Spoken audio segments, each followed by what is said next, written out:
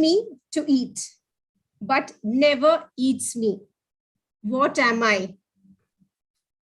People buy me to eat, but never eats me. What am I? Time. Plates and utensils. Very good. Right answer. Okay. The second one, I exist only when there is light, but when direct light kills me. I exist only when there is light, but direct light kills me. Oh, wait. Shadow.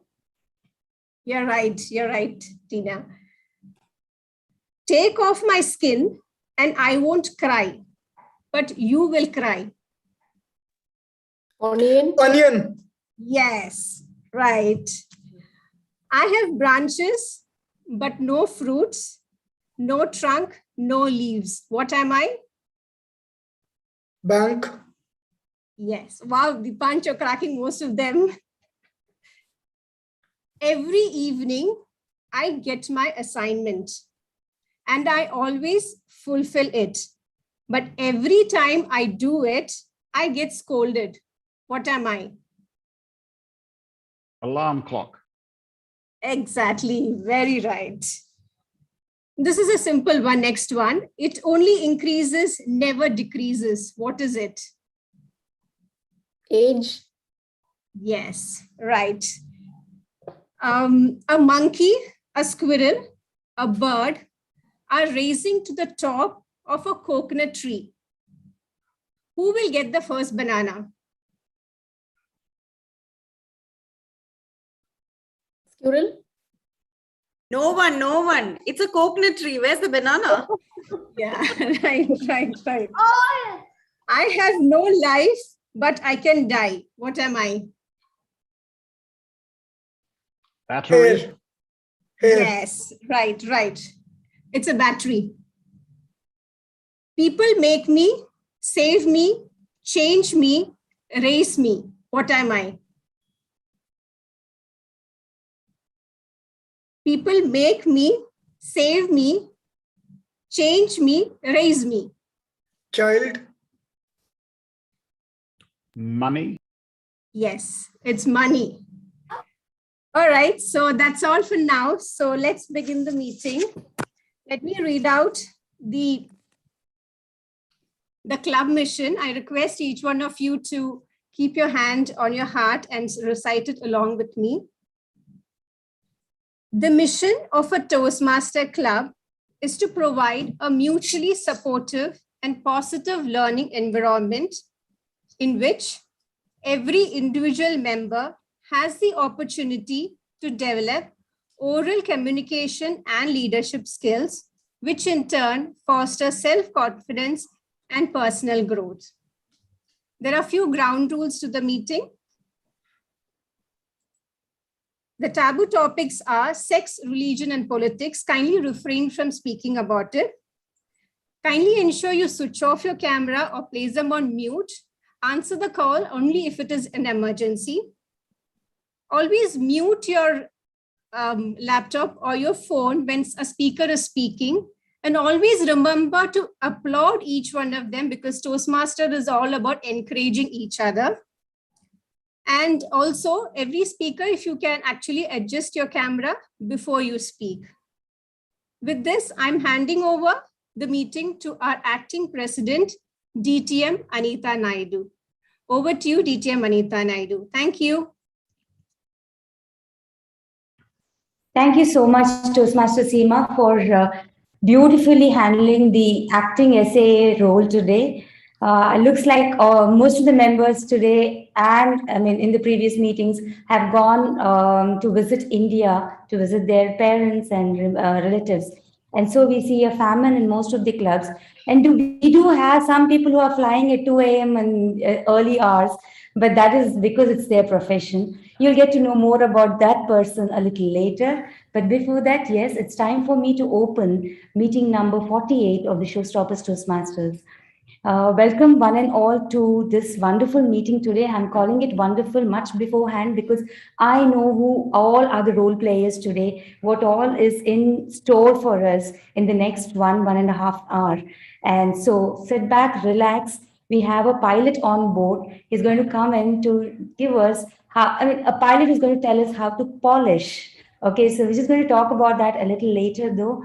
But yeah, as the acting president of the club currently, I would like to bring to your notice that small things which are very important, though this is very, very personal to the club, I thought I'll just open up and talk because otherwise I don't get you all in this digital world again. So, members of Showstoppers Toastmasters, request you all to be more interactive, proactive, and self-motivated when it comes to the curriculum of the Toastmasters. Now, since you all are, some of you are really relatively very new to the fraternity, I would request that you all take a call as to how exactly you want to go in which direction. The mentors have been assigned, and they're just waiting, to listen to hear from you. Because as mentors, even they learn a lot from the mentees. So whatever be, all of us have got 24 hours. This is what I say all the time. We all have 24 hours, and we've chosen this path of education ourselves. Nobody has pushed us into it. And if somebody has pushed you all into it, you are lucky. I mean, you have to know it because I got to know about it a little late in my life. So instead, I mean, in case you got to know about it at a very early stage of your life, there's so much that you can do with your personality development, with your thought process, with your, so much of transformation happens by being an active part of this. Again, I iterate, if you're not going to be an active part of every meeting or otherwise, you will start to feel stale and you will not know the value of this beautiful, strong, a fraternity which has survived for 97 years, which I don't think any other fraternity in education forte can actually vouch for. So, my dear friends, my members, my mentees, my mentors, all of you, kindly make yourself that little time, that little, sector of time in your daily life to your personal development. And we have such beautiful, volunteering educationists who are coming on board. I mean, just chipping off some time from their busy schedules to educate us. So let's honor them and understand how beautiful this fraternity is, because of which people in, very, I should say, hectic schedules, hectic career professions are also making time for it. So if they can, you should always be saying, I can. So nobody is special. At the same time, nobody is not extraordinary, right? So we all have to understand that we're all sailing there, always trying to unlearn and learn, unlearn and learn. So be there, grow with each other, active otherwise, outside the meetings as well. What is the network communicating about? So please help us to make this beautiful club grow by being an active part of this club. Yeah. And that doesn't mean that you're not. It just means that if you are this much, try to be this much. A little more, little more, little more. Yeah. So with that, I welcome you all to the 48th meeting. We are slowly heading towards the Golden Jubilee meeting of the Showstoppers. And it started on December 4th, 2019. So I think we're doing fairly well, right? So with the power vested in me as the acting president of the Showstoppers Club, I, to DTM Anita, declare this meeting number 48, open. With that, now it's to move on with the session. And to move on with the session today, we don't have a TM only. So what, right? We still have all of us, and we're going to just pass on from the roles from one to another. Okay, so that's going to make us more responsible, more responsive. So the first person to come in, or even before that, what I would like to say over here is we're going to have some different kind of a game wherein we're trying to unfreeze, open up, do a small icebreaker with each other, and that will be conducted by our immediate past president, Toastmaster Tina. Telltale Tina, what are you calling it? Tall tale, telltale? No. Okay. Yeah, tall It tales. doesn't, whatever it is, she's going to explain. She's going to explain that. You're going to be timed. She's going to explain about that. Moving after that, before that, we're going to have the word master, a maiden word master, who is Toastmaster Dipansh. He's done his bit by being mentored for the role, and I'm sure he's going to do a fabulous job. Toastmaster Dipansh, I hope you're ready with your word master template, right? Yes. Then we don't have the R counter today, but we have the general evaluator who's come all the way from another club into our club today just to support us, and she will be conducting the yes, I'm coming to you. She'll be conducting the timer, no R counter, fancy R counter, but the grammarian role. In grammarian, we have a fantabulous person here who is always ready to take up anything that is put in his way, but this time he always comes on his own and takes up roles. And he is none other than our veteran Toastmaster Chaitanya Kimji. He is in Muscat, but he's with us today in this meeting, right? And so the tag part of it, the tag session will be conducted by Toastmaster Smita Vaidya. And we have some guests here. Before I move on, would the guests want to just open up their video, say hi, hello, a little bit about themselves so that you become visible on the YouTube streaming that's happening here. I know them, but I would love everyone else here to know them as well. So Toastmaster Kavita, Priyanka, Vasanta, Shiva, any of you want to start? Or we'll start with Ravindra. Toastmaster Ravindra, just a small introduction about yourself and then we move on. Good evening, everyone. Nice to see you all here this evening. I'm Ravindra, President of Pratidhwani Toastmasters Club.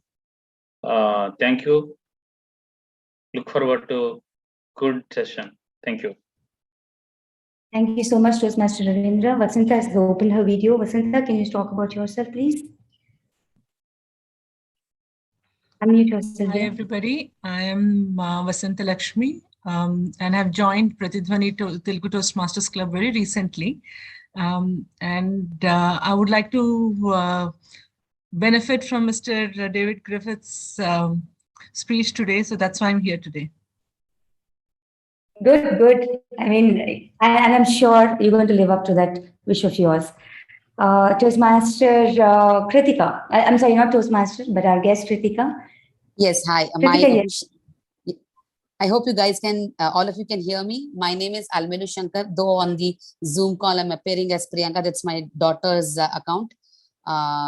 Thank you for, making me a part of this Toastmaster. Looking forward to many more informative sessions and love to be a part of the constant learning team. Thank you. Thank you so much, Kritika, and love to have you here on board today. We have Kavita Srinivas. Would you want to open your video and say a few words? Hi, Nita, can you hear me? Yes, very much. Please Sorry, unfortunately, I can't switch on my video. I just came back from my office. So first of all, thank you so much for giving me this opportunity. And as you rightly mentioned, if someone is pushing you, take an advantage. This is a really a good platform where I feel like, I should be part of this long time back, but thanks to you pushing me to join this and really looking forward for amazing sessions. And yeah, thank you so much, Anita. Thank you so much, Kavita. Those were really sweet words. And yes, there's so much to look forward to in today's meeting itself. We have Shiva. Would you want to say a few words? Are you driving? Hello. Oh, yeah, Shiva. Hi. Hi. Good yes, evening, Anita. Thank you very much for inviting me. I'm still in office, but I know it is going to be a wonderful session. I thought even while working, I can hear such beautiful things from Toastmaster David. So thank you very much once again for inviting me. Yes.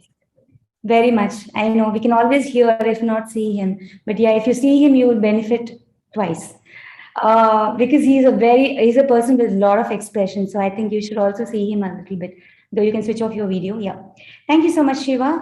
And now we move on to a very well drafted and, it's something which is a replay of our previous meeting, which is going to be read by our secretary, Toastmaster Sridevi. That's the minutes of meeting of to our meeting number 47.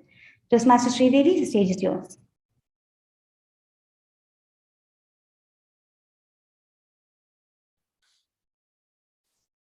Good evening, fellow Toastmasters, President DTM Anita Naidu, and future Toastmasters. This is Toastmaster Sridevi, the club secretary, reading out the minutes of previous meeting. Meeting number 47. The theme of the day was Every Day is Sunday. The meeting began at sharp 7 p.m. The sergeant at arms for the day was Toastmaster Rakshan. He reminded the attendees the club mission and the online meeting etiquettes.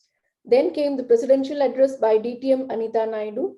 She handed over the baton to the club secretary, Toastmaster Sridevi, for the minutes of meeting number 46. This was followed by a detailed description of the Toastmaster, its pathways and benefits by our acting president, DTM Anita Naidu. The virtual stage was then taken over by the TMOD, Toastmaster Chaitanya Kimji. He spoke about the theme of the day, Every Day is Sunday. Then came the word of the day by Toastmaster Divya. The word was epitome, which means a person or thing that is a perfect example of particular quality or type. Our prepared speeches for the evening were by the following speakers. Toastmaster Sridevi attempted her L1P2 speech titled Passions Never Expire. Toastmaster Aditya attempted his L3P1 speech titled Managing Time. And Toastmaster Seema attempted her L3P2 speech titled A Toast to Two Turtle Doves I Know. Then began the timer's report by Toastmaster David, which was followed by voting. The baton was then handed over by DTM to DTM VP Menon for an educational session titled The Magic of Toastmasters. He explained how Toastmasters can help in improvement of oneself and in helping others. This was followed by the table topic session by Toastmaster Deepansh and the timers report by Toastmaster David. Then started the evaluation segment initiated by the General Evaluator, DTM Sudarshan. Our evaluators reviewed the speeches and motivated their respective speakers, following which the timer presented his report. This was followed by the grammarian report by Toastmaster Mihir and the R-counter report by Toastmaster Kavaya. Finally, the general evaluator evaluated the entire session. The meeting came to an end with TMOD closing by Toastmaster Chaitanya and the presidential closing address by DTM Anita. The meeting ended sharp at 9 p.m. Over to you, President DTM Anita, and have a good evening. Showstoppers. Thank you so much. Thank you so much, Toastmaster Sridevi. That's acting president, not president. Our president is in India. She's at her hometown now. Okay, so now we move on. And yes, I have not forgotten, but just thought I'll delay it a little bit. Now is the time for me to delay the mom a little bit, okay, the minutes of meeting. Now it's time for me to call. We have some more guests joining us, but I'm sure they're going to stay until DTM David completes his session. So I'm tempted to wait to introduce them a little later. So now we move on to the next segment, which is the word of the day. And the word of the day is going to be introduced to us by Toastmaster Deepansh. Toastmaster Deepansh, the stage is yours. I'm going to share the demo with you.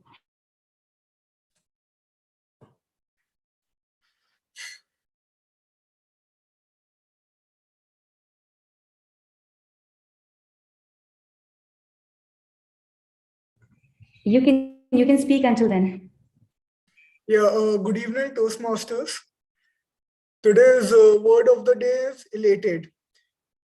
So,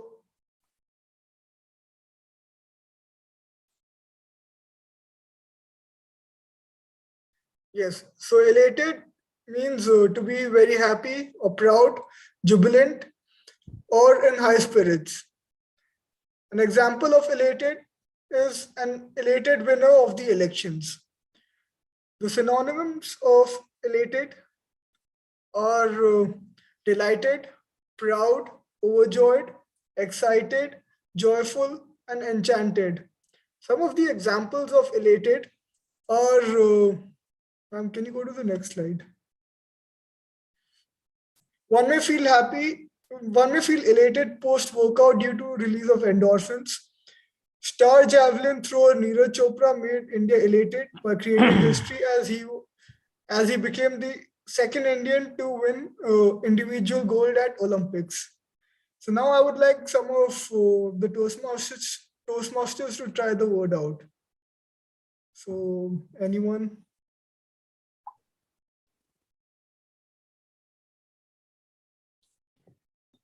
Should I start calling names or? Can I try? Yep. The elated crowd at the stadium made the cricket match even more interesting. Dipansh, can I try? Yeah. All right. Messi scoring the free kick made the entire crowd elated. The crowd was elated because of that. Yeah. Anyone else? I think you'll just have to unmute yourself and go ahead. Don't raise your hands or just. May I? I'm elated, hoping that my knowledge will be elevated. Okay. I'm elated that after almost 1.5 years of COVID restrictions, we are slowly getting back to normalcy. I was elated on my birthday when my dad got me a pony.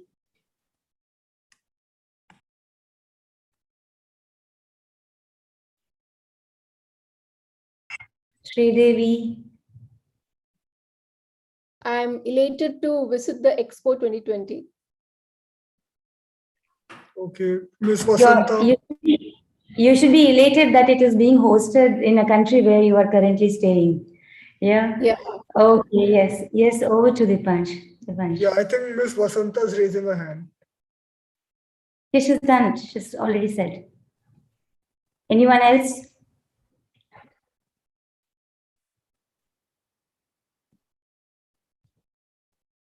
I think we're done. Yep. Shall we go ahead? Yep. Stay elated. Let's keep that as the theme of the day. Right. Now, thank you so much. Thanks to our maiden word master of the day. And he's done a wonderful job. I'm highly elated that he's my mentee. And now let's move on. Let's move on to the next segment. This is a segment where you just cannot keep your mics closed, right? It's going to be a segment where now somebody is going to make us shake ourselves out, break our coldness, or break the ice, right? So I won't talk much about it. Let's call our dynamic immediate past president, Toastmaster Tina Satish, to conduct the next session, Tell a Tale or Tall Tales. Over to you, Tina. Thank you so much, DTM Anita. Good evening, dear Toastmasters, all veteran, nascent, and aspiring Toastmasters.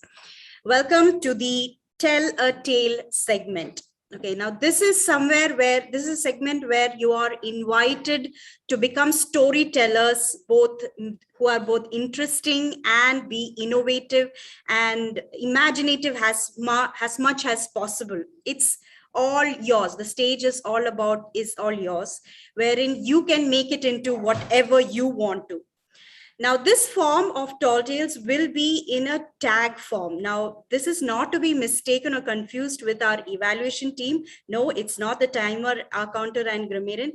This is the actual children's game that we used to play called tag, wherein one person starts and then you tag another person, you name the next person you want to continue, and also give them the key word. That is a word that you can probably end the story with, or you can also just tell a keyword and encourage the next person to tell a story by them. Now, this story can either be a totally made up story, a fictional one, or it can also be something based on your life. That is up to you. So there's absolutely no borders here. You can definitely go crazy. Of course, there is a time limit. It will be 1 minute. At 1 minute, you will be shown the green. At 1 minute, 30 seconds, you will be shown amber. And at 2 minutes, you will be shown red. After which, you will be given a 30-second grace. By that time, you should be able to tag the next person and also tell the keyword on which you want the next person to talk about. I hope it's clear. If it's not clear, do let me know now itself so that I can re-explain it or reiterate the rules. If I can get a thumbs up, I think I can understand that everyone understood what the rules are. Great. So just to keep the purpose of, okay, Dipansh says she wants me to re-explain. Okay, fine. So this is basically tell a tale segment. So you are invited to tell stories, either fictional or based on your life. The only thing is you will be given a keyword. So the story has to be based around the keyword. Like, for example, if the keyword is leader, you'll have to probably tell a story based on the leader or on a leader that you know or on a leadership role that you did, so on and so forth. At the end of 2 minutes and 30-second grace, you will have to stop your story and tag the next person who you would like to continue the story. It need not be a continuation of your story. It can be a completely new story, a new story that this new person would be speaking about. So it's not like a continuation of the story that you said. It's a completely new topic that they will be talking on, a totally new story. Again, either fictional or a story based on their life, just on the keyword that you have suggested for that particular person.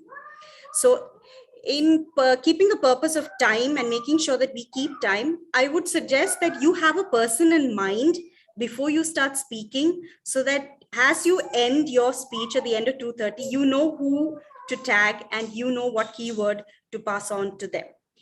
If there is a gap or there is an awkward silence, I will get in between and I will probably tag someone or pull someone out from the audience and give a keyword, and then you'll have to start off from there. So we will start off from point one or square, from our starting square all over again.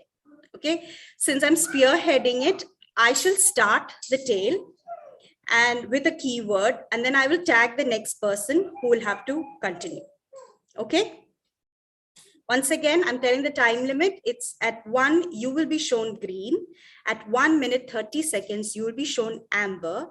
At 2 minutes, you will be shown red. After which you will be given a grace period of 30 seconds, by which time you will have to tag the next person and give the keyword on which you want the other person to talk about. Good to go? Yeah. Okay, great. Excellent. Okay. So my keyword that I would start with is the word volunteer. And this is what I want to say about volunteer. Today morning, I actually volunteered for a reading program in my daughter's school to not adults, not young children, but really small children who are just border on the edge of 4-year-old. As I stood or sat in front of them with a storybook and I looked at their beady eyes, I wondered if they were actually understanding what I'm saying, or whether they were just thinking this crazy lady has come out of nowhere and is telling us a story out of nowhere. I had this book and my fingers were shaking.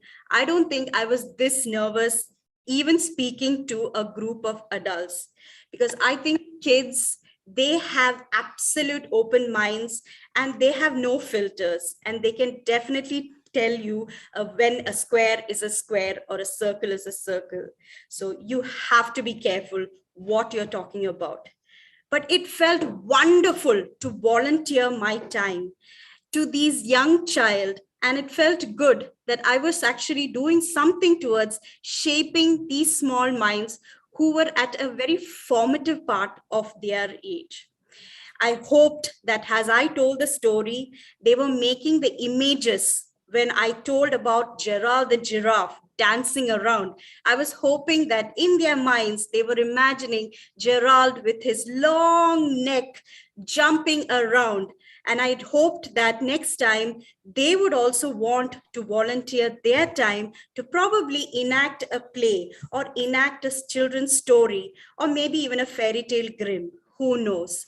Let's just hope that with these, I'm hoping to see that they are also opening up their minds to new dreams.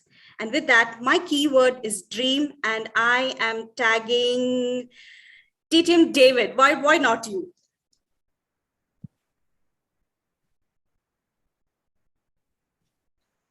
Ah, dreams. Don't you remember when you used to have them back when the world was hopeful and joyous and you could actually dream about your future? But I always have nightmares, ladies and gentlemen. I always have nightmares these days because just the other night I woke up in a cold sweat. You won't believe this, I tell you. I'd been thinking for some time, all right, that I was going to treat myself with a new bike. I like riding bicycles. It's my hobby. It's my thing that I do. And I have a very good bike that I ride, but you know, I've had that bike for a few years. It's time for another bike and another bike and another bike. And so I've been thinking about this new bike and I've found the perfect one. Now, ladies and gentlemen, let me tell you, this thing is incredible. It's you know, all custom made, all beautiful handmade components. It looks gorgeous. I'm sure when I finally get to meet her, it will feel gorgeous. But the price tag is staggering. And the other night, I had a dream that I had gone to this shop and inquired about this bike and talked about, well, what, you know, could I possibly get this? And I'm thinking about this, you know, maybe for the future. And a week later, the bike turned up at my doorstep. And they said, here is your bike, it's ready to go. And I knew how much this was supposed to cost. And I spent the rest of my dream, the rest of my otherwise pleasant night's sleep, thinking about what am I going to tell my wife about how much I've just spent on a bike without really meaning to. I actually woke up and I looked over and thought, am I supposed to tell her now? I don't even know what to say. And thankfully I realized that no, I could go back to sleep and not have to worry about my awful dream anymore. May all your dreams be truly dreamed and more joyous and hopeful than the dream of having to tell your wife what mistakes you've made, like mine. And with that, I will offer our stage to, who can I offer to? Smitha, am I saying this right? Smitha? Smitha, how would you like to tell us a story about iPhone? iPhone, the bane of my life. What do people do when it is weekend?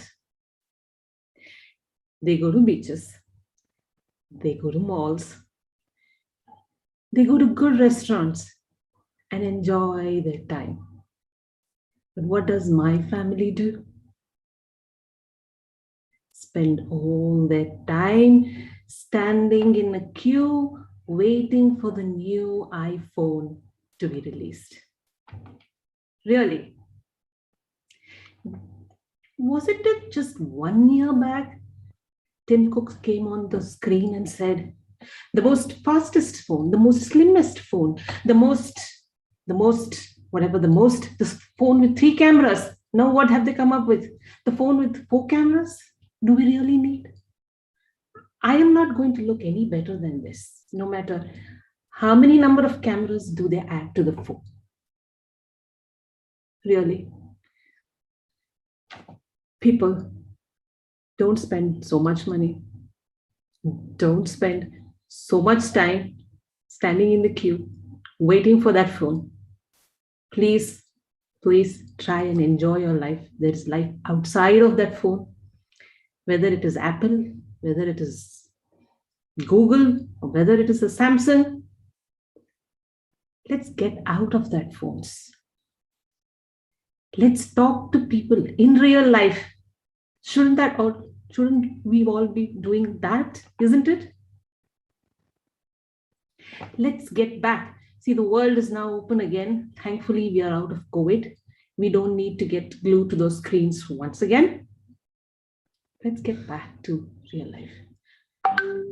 I wish my hubby was here listening to this story of mine, but no, I need a vacation. I definitely need a vacation. And I think in the crowd, Mr. Nite also needs a vacation. Would you mind telling a story about that? Your vacation? Smitha, thank you very much, fellow Toastmasters and guests. A vacation. Oh God, do I need a vacation? Raise your hand if you have a child or been around a child in the last year. No one is raising their hands. You're lucky. Well, only two. Well, to those of you with children or those of you without children, know this. You will need a vacation, and a very long one. And when the grandma comes and say, oh, your daughter is so cute, I tell her, you can take her. For 18 years, you can take her while I have that very long vacations and sleep. Oh, vacation. I can't even remember when was the last time I've been to a vacation. I did try to go to a vacation with a 2 years old, with a 2 years old daughter. And let me tell you this, vacations before children and vacations after children's are not the same. Because at home, you have a routine. At home, they wake up, and at home, they know when breakfast is, and at home, they know when nap time is, and at home, they know when to go to sleep. But in a vacation, it's harder than not being in a vacation. They run everywhere. They're not familiar with the timing. They're not familiar with the environment, and they keep you awake. Vacation. Oh, I can't wait to have a vacation without children. Consider yourself lucky if you don't have children and you can go to a vacation. Enjoy it. And if you have children, well, I feel you. I will choose the next victim, and it will be Sima. And Sima, obviously, the key words that I'm using for you is children. Thank you so much. Children. There was a time in my life I used to love children. I remember those days during my school. I used to actually hang around with tiny knots rather than with my friends, especially when I reached grade 11 and 12. Most of the lunch breaks I used to be with small children, their innocence, they had innocent questions to ask, never ending. No matter how much you give them an answer, they come up with so many questions. I used to love their innocent faces, their questions, everything I used to love about them. And the best part about children is that probably your friends might forget you, but those tiny little lots, wherever you go, they actually recognize you and they come back to you. And it's same thing I remember once when I went to my son's school, probably for a day or two to assist the teacher. Just once or twice, probably I was there in their class. After 6 months again, when I went to the school, the same children recognized me and they came after me calling, ma'am, how are you? And when I grew up, I always fancied having 4 or 5 children, but everything changed after I had one. Trust me, my son is such a handful of person. It was so difficult for me to handle. Wherever I go, he used to make so much of tantrums, cry a lot. And once when I went on a travel to Malaysia, the entire flight when we came back, my son was crying so much that he almost lost his breath. And only thing I could think was that, will I actually need an emergency landing? So that was my thought I always had. So things shifted after I had my son. But yes, I still love children. But when it comes to my own child, I prefer just one. With this, I hand over to... Hold on 1 second. I'm elated that this whole segment is going so well. But let me just recheck with Toastmaster Sridevi. Do we have time to pass it on to one more person? Are we good with the time? Yeah, yes. Okay. Yeah. Okay, great, great. So then we can pass it on to one more person. Yeah, go ahead, Toastmaster Seema. Okay, let me pass it on to Chaitanya Kimchi, Toastmaster Chaitanya Kimchi. Talk about your family. Thank you, Seema. I knew I was going to be a target the moment I looked at the screen. Yes, family. Wow. I think family is one of the most joyous aspect of one's living. Right from the time that you are born in the arms of your mother to the time that you actually get to know your siblings, you get to know every member of your family which are related to you by blood. And then you make friends who actually become like family to you. And then you have a spouse, and this grows on. You have children. Siba, I think I like to have more than one child because I am very fond of children myself. To actually talk about family, the biggest lesson that I learned was from my second son. When asked about the family, he drew a big circle. He was about less than a year. And when he heard the word family, he drew a circle. What I loved about the fact is that the teacher actually told me that that means that he believes in a complete family circle. He believes that the core is in the whole.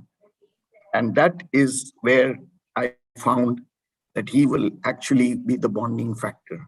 The teacher was absolutely right.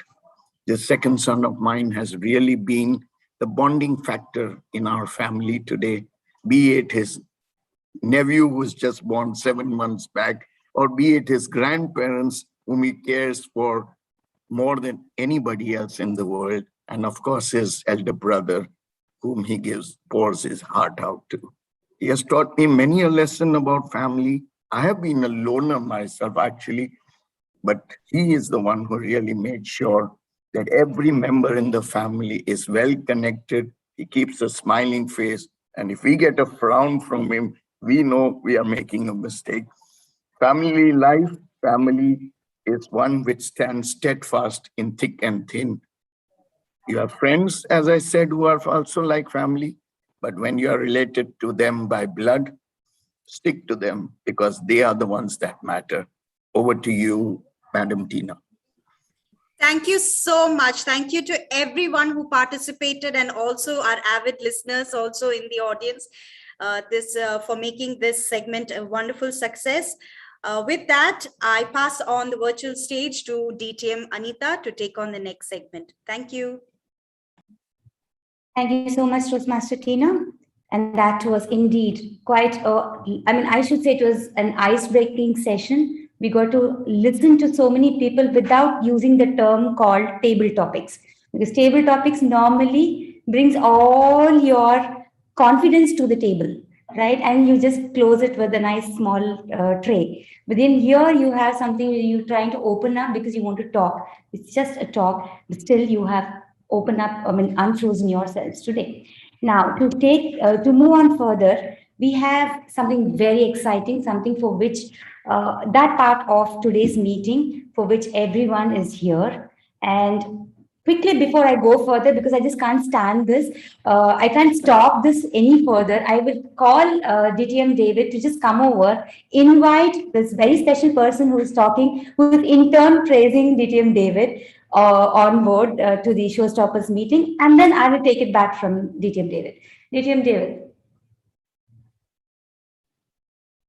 Yes, I think it's worthwhile giving a proper welcome to Nitya as part of our Melbourne meeting this evening. Now, I have to say something, and I'm delighted I get that he gets to hear this from me, because for many, many years, I was basically known as the most successful contest speaker in District 70 in New South Wales. I'd managed to win the District International Speech Contest a total of 4 times, including 3 years running. No one had ever managed that before. I'd won the other contests as well. And so having been to the World Championship so many times, it was just an understood thing that if I turned up at a contest, then it was probably meant that I was the person that you had to beat.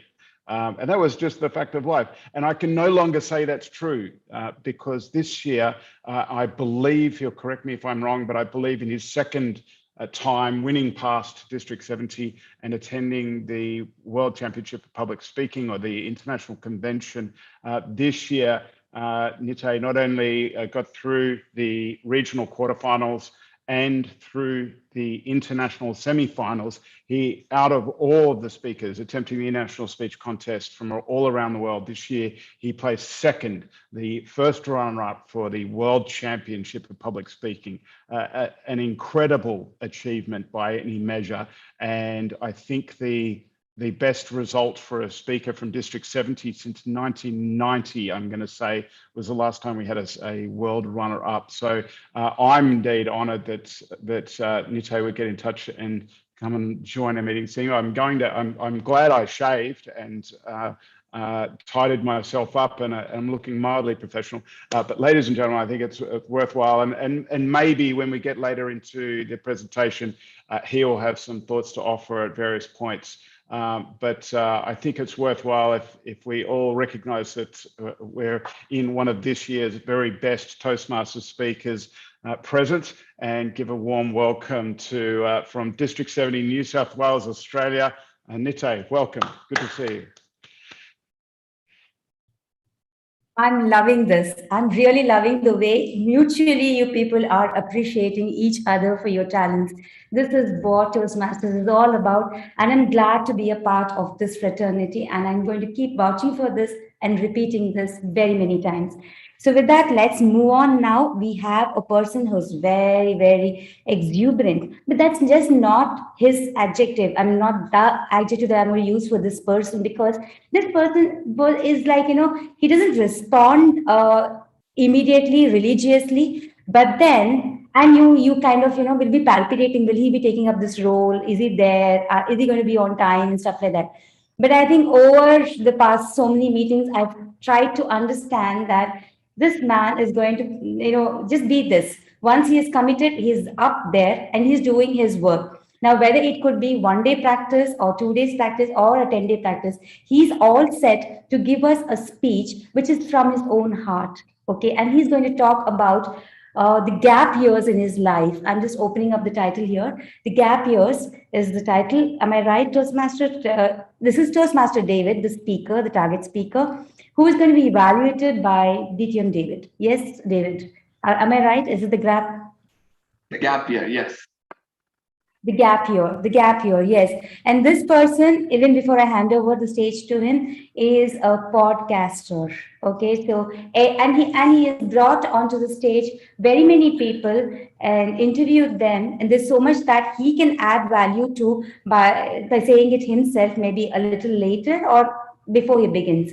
Over to you, Toastmaster David. The gap years, yes, but then you can actually introduce yourself, the other side. Am I visible to everyone first? Like, am I visible, audible? Get a good sound check. Okay. All right. So I think, DTM Anita, that was an amazing introduction for me. Yes, I am going to be talking about my gap year. Firstly, yes, I am a podcaster. I don't know if that's the right term to use it, because I never initially thought of writing about a podcast, but it happened along the way. And based on my speech today, I think everyone would know that there is a lot of happenings that happen in like such a random pace. So I hope you guys all enjoy my speech. I hope you guys all learn a bit more about me. I just turn this to the camera, so that'll be fine. Where you guys all learn a bit more about me and hopefully enjoy yourself. Hopefully enjoy yourself this speech. So I think we're good to go. Like, begin. Right. Toastmaster Sridevi, can we begin? Yes, David. All right. Good evening, fellow Toastmasters. Good evening, respected DTM. Good evening, DTM David. Griffith, thank you for coming on board and enjoy being my evaluator. I would be lying if I said that I am not nervous, because being interviewed and being evaluated by such a speaker like yourself does raise the bar. on what I'm going to say today. But let me start off with a simple quote. True life is lived when a tiny change occurs, by Leo Tolstoy. So what is David Isaac's speech going to be about? Who is David Isaac and what is he going to talk about? Well, like Ms. TTM Anita said, I'm going to be talking about the gap year. Gap year of 2019 to 2020. Starting off in school, the Westminster School in Dubai, 16 years of continual education. It was the place to be. It was my home away from home, really.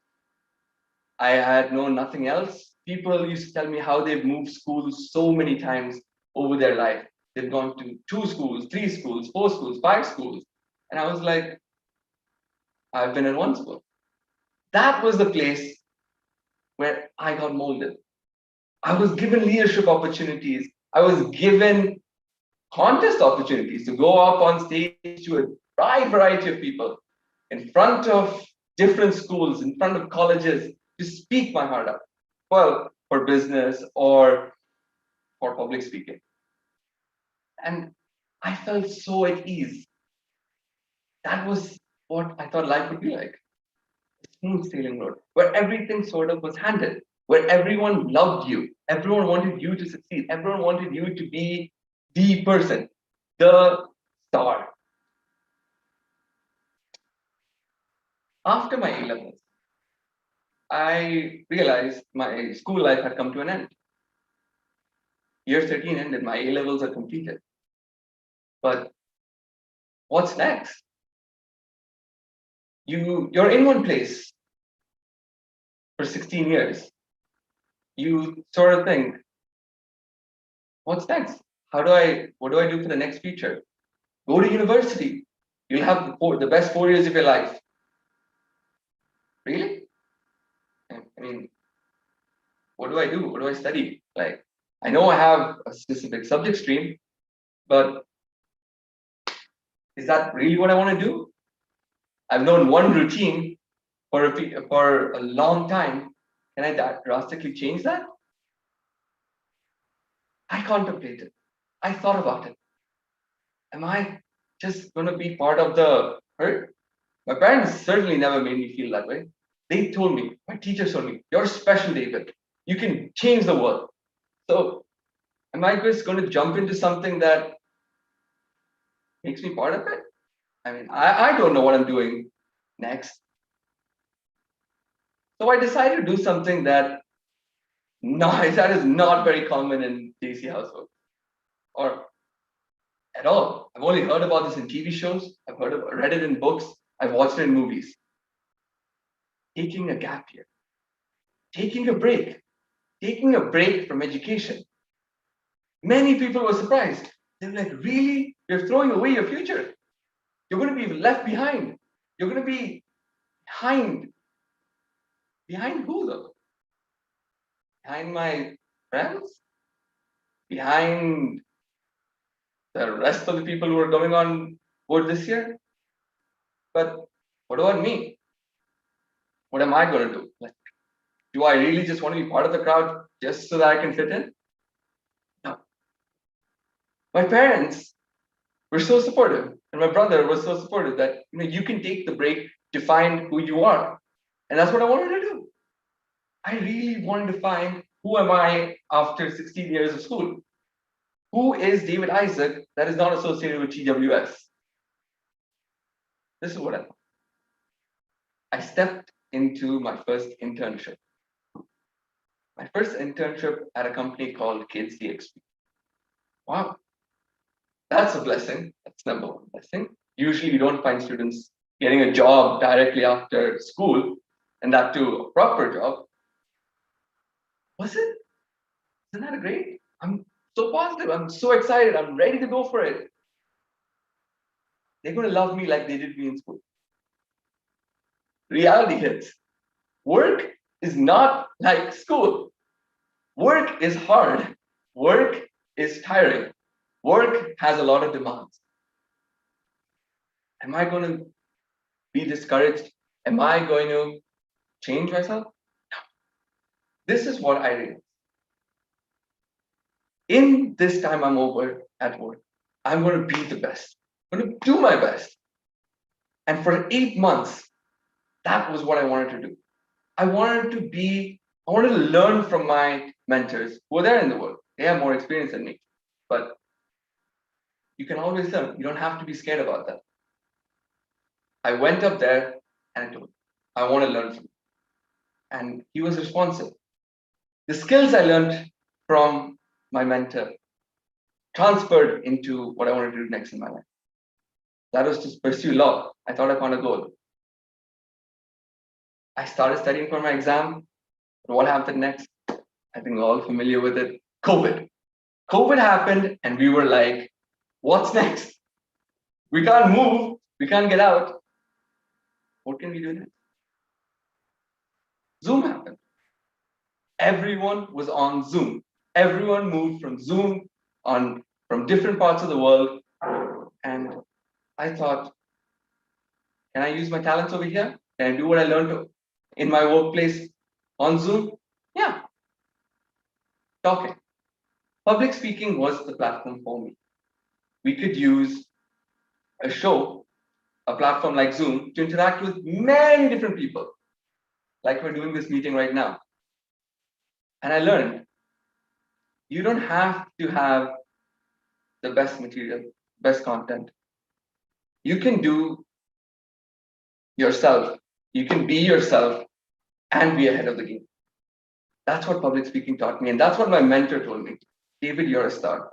So when I left Kids DXP and came home, during COVID, my mentor sent me this pen.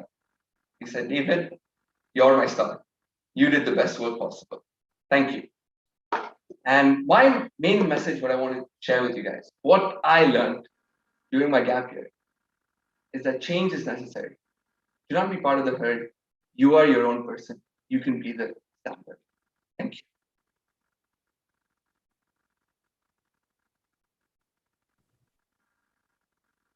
Thank you so much, Toastmaster David. Time for us now to be calling in. I'm not going to talk about the speech because we have somebody really in a very in the right space, in the right place to talk about the speech and evaluate it a little later though. So now it's time for me to call in the person for whom all of us are eagerly waiting tonight. That is DTN David Griffiths. And who is he? You did get to know a little bit about him from the flyer that I have posted in some places.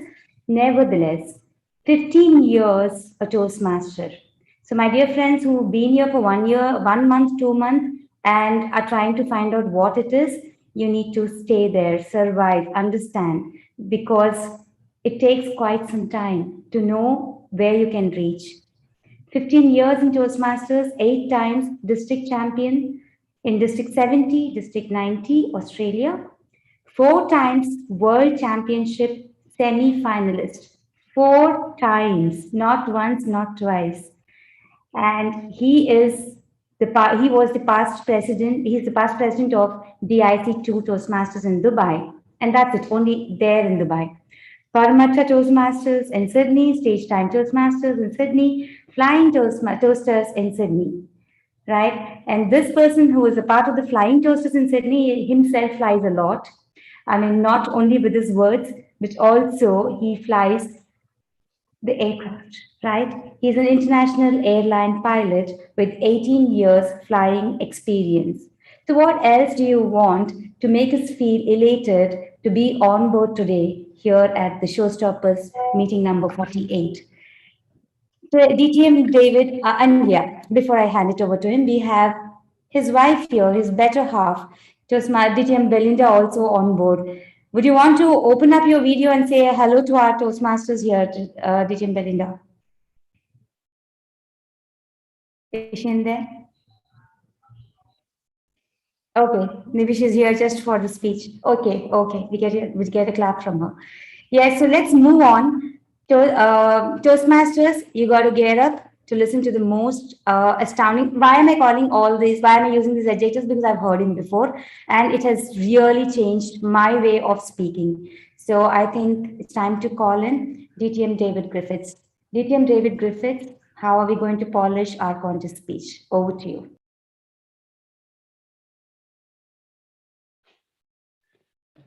Thank you very much, distinguished Toastmaster Anita and our distinguished guests, ladies and gentlemen, and especially members of our Toastmasters Club. It's great to be with you. It's great to have my wife giving me a little bit of support from the other end of the house and clapping for me. Wonderful to have Nite with us from District 70. And I'm going to start off, before we get into talking about contests and speaking all this, I want to take you right back to where things really began for me, because when I was just 17, I was ready to leave home. I didn't want a gap year like David did at all. I went straight into the military. I joined the Australian Army and I shipped off. I went and that was going to be my career. And I remember the very first day, you know, we turned up and we had assigned to a sergeant. Sergeant Smith was his name, and he took all of us down to the uniform store and we were issued all of our brand new uniforms that we would have to wear for the rest of our career. And we were, you know, so we had all these shirts and trousers and the hats and all these things. And we had, you know, we were given 2 pairs of basic everyday black shoes, as well as all of our boots and all the rest of it. But for our normal day-to-day uniform, black shoes. And Sergeant Smith had us all lined up in front of our accommodation, and he said, right, by tomorrow morning, all those shirts are going to be ironed and well presented. All of the trousers are going to be ironed, and those shoes better be polished. And my brand new friend, Damien, was at the end of the line. He was always first because he was the tallest. He was 6'8", and he sort of said, "Sarge, they're brand new. They don't need polishing." Now, I won't tell you what Sergeant Smith had to say about that, but suffice to say, he was not impressed with that attitude. And he reinforced to us that it would be in our best interest, both physically and emotionally, if we spent some time polishing those brand new shoes. And so away we went. And like many of you, I suppose, I got that little tin of black polish and a cloth, and I rubbed the polish into my shoes and I gave it a good hard brush up. And well, that's clean and shiny as shoes I've ever owned. And the next morning, we all stood in front of Sergeant Smith wearing our brand new, clean and shiny shoes. And what do you think Sergeant Smith had to say about them? Well, he was not pleased, not one little bit. He did not want clean and shiny shoes. He wanted polished shoes. And this was a big difference that I had to learn. And over the next nights and weeks, we were taught how you take the polish and you rub those little circles into the leather, and you rub and you rub, and the circles get smaller and smaller and tighter, and you put layer after layer after layer of polish until you can see this perfect mirror shine staring back at you from the end of your boot. All of that time just to make something look so perfect. Now, Sergeant Smith didn't know it, but he was teaching me the art of crafting a good speech, because what he was really showing me was that if you really want to make something the best it can possibly be, it's not a matter of talent, it's not a matter of tricks, it's a matter of time. It's a matter of time. So whether you think you're the most talented or capable or gregarious or charismatic person in this Toastmaster club or in this Toastmaster district, I'm about to tell you why that doesn't matter. What matters is how much time are you going to put into your contest speech? How are you going to polish and polish and polish until you've made it as good as it possibly can be? Because, ladies and gentlemen, I can guarantee you that if once you see how much you can get after doing more and more and more with one single speech, you'll forget how to speak like you did before. And I'm seeing nods from Nite, because he knows as a district contest winner, there is only one way to make that speech better. So tonight, ladies and gentlemen, I'm going to share with you just a few of the things that, in fact, I need the screen sharing allowed for me, if you wouldn't mind, please. I'm going to show you a few of the things that you can look at as you polish your contest speeches. And maybe while here we go, lovely. And maybe while I'm doing that, you can consider what you're working on with your contest speeches and how you're going to get ready for this year's International Humorous Table Topics and Evaluation Speeches. All right, so I'm going to look at 4 elements for you this evening. We're going to talk about structure, words and phrasing, how you actually make your sentences up, the voice that you can work on, and the gestures and saging that you can incorporate into your speech. So let's start off. Very important with structure, and this is probably where I really do start. Now I'm going to show you just some examples from where I've worked on speeches with other speakers in the past. So you'll see little bits of script like this one, which was a speaker named Nick, who is a contest finalist back in my old district. And when I went to coach Nick and work out how we could make his speech as good as possible, he showed me his script. You don't need to read the script, but you can see this is exactly what he had on paper, word for word, and he could recite this script by the time we got to see it. Now, this is fine. Let me show you what we immediately did with this script. We put these nice colored boxes around it. Now, maybe you don't find that terribly useful, but what this showed us, that if we looked at how this speech is structured, well, we had a nice clear opening in the blue box, and then we had a lot of storytelling in the green box, and then we had the message in the red box. So what we could do by putting these boxes around and understanding what the content of each of those boxes was, we could see what structure Nick had created to make his speech work. He had an introduction, he had 4 stories. One of them was the main story, but it was mostly kind of narrative storytelling. And then he gives us the message, the lesson at the end of all that storytelling. And finally, the conclusion, the way out of the speech. Many people write speeches like this. You've been told you need an introduction, you need body, you need conclusion, structure, done, we're out, we're good to go. Get on with working on your eye contact and your hand gestures. No. Okay, so we found a better structure for how Nick put his speech together.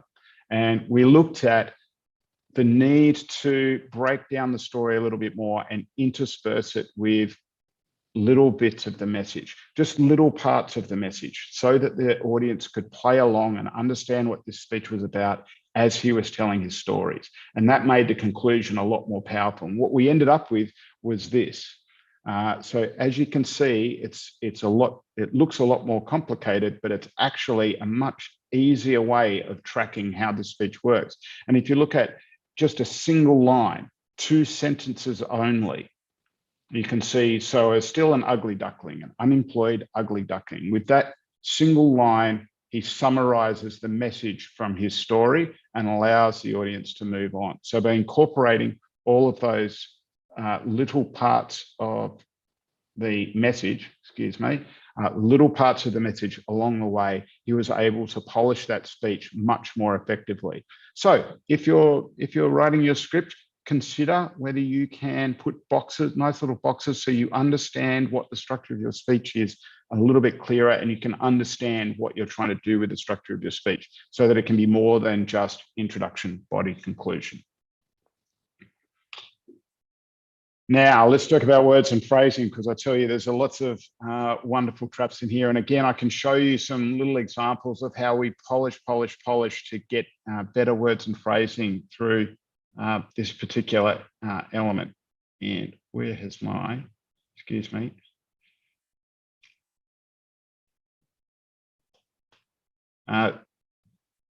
So a couple of things you really want to think about when you're designing the words and sentences you've got. And I can show you, for example, this is a speech we worked on here in Dubai. I coached somebody who was going for a district final.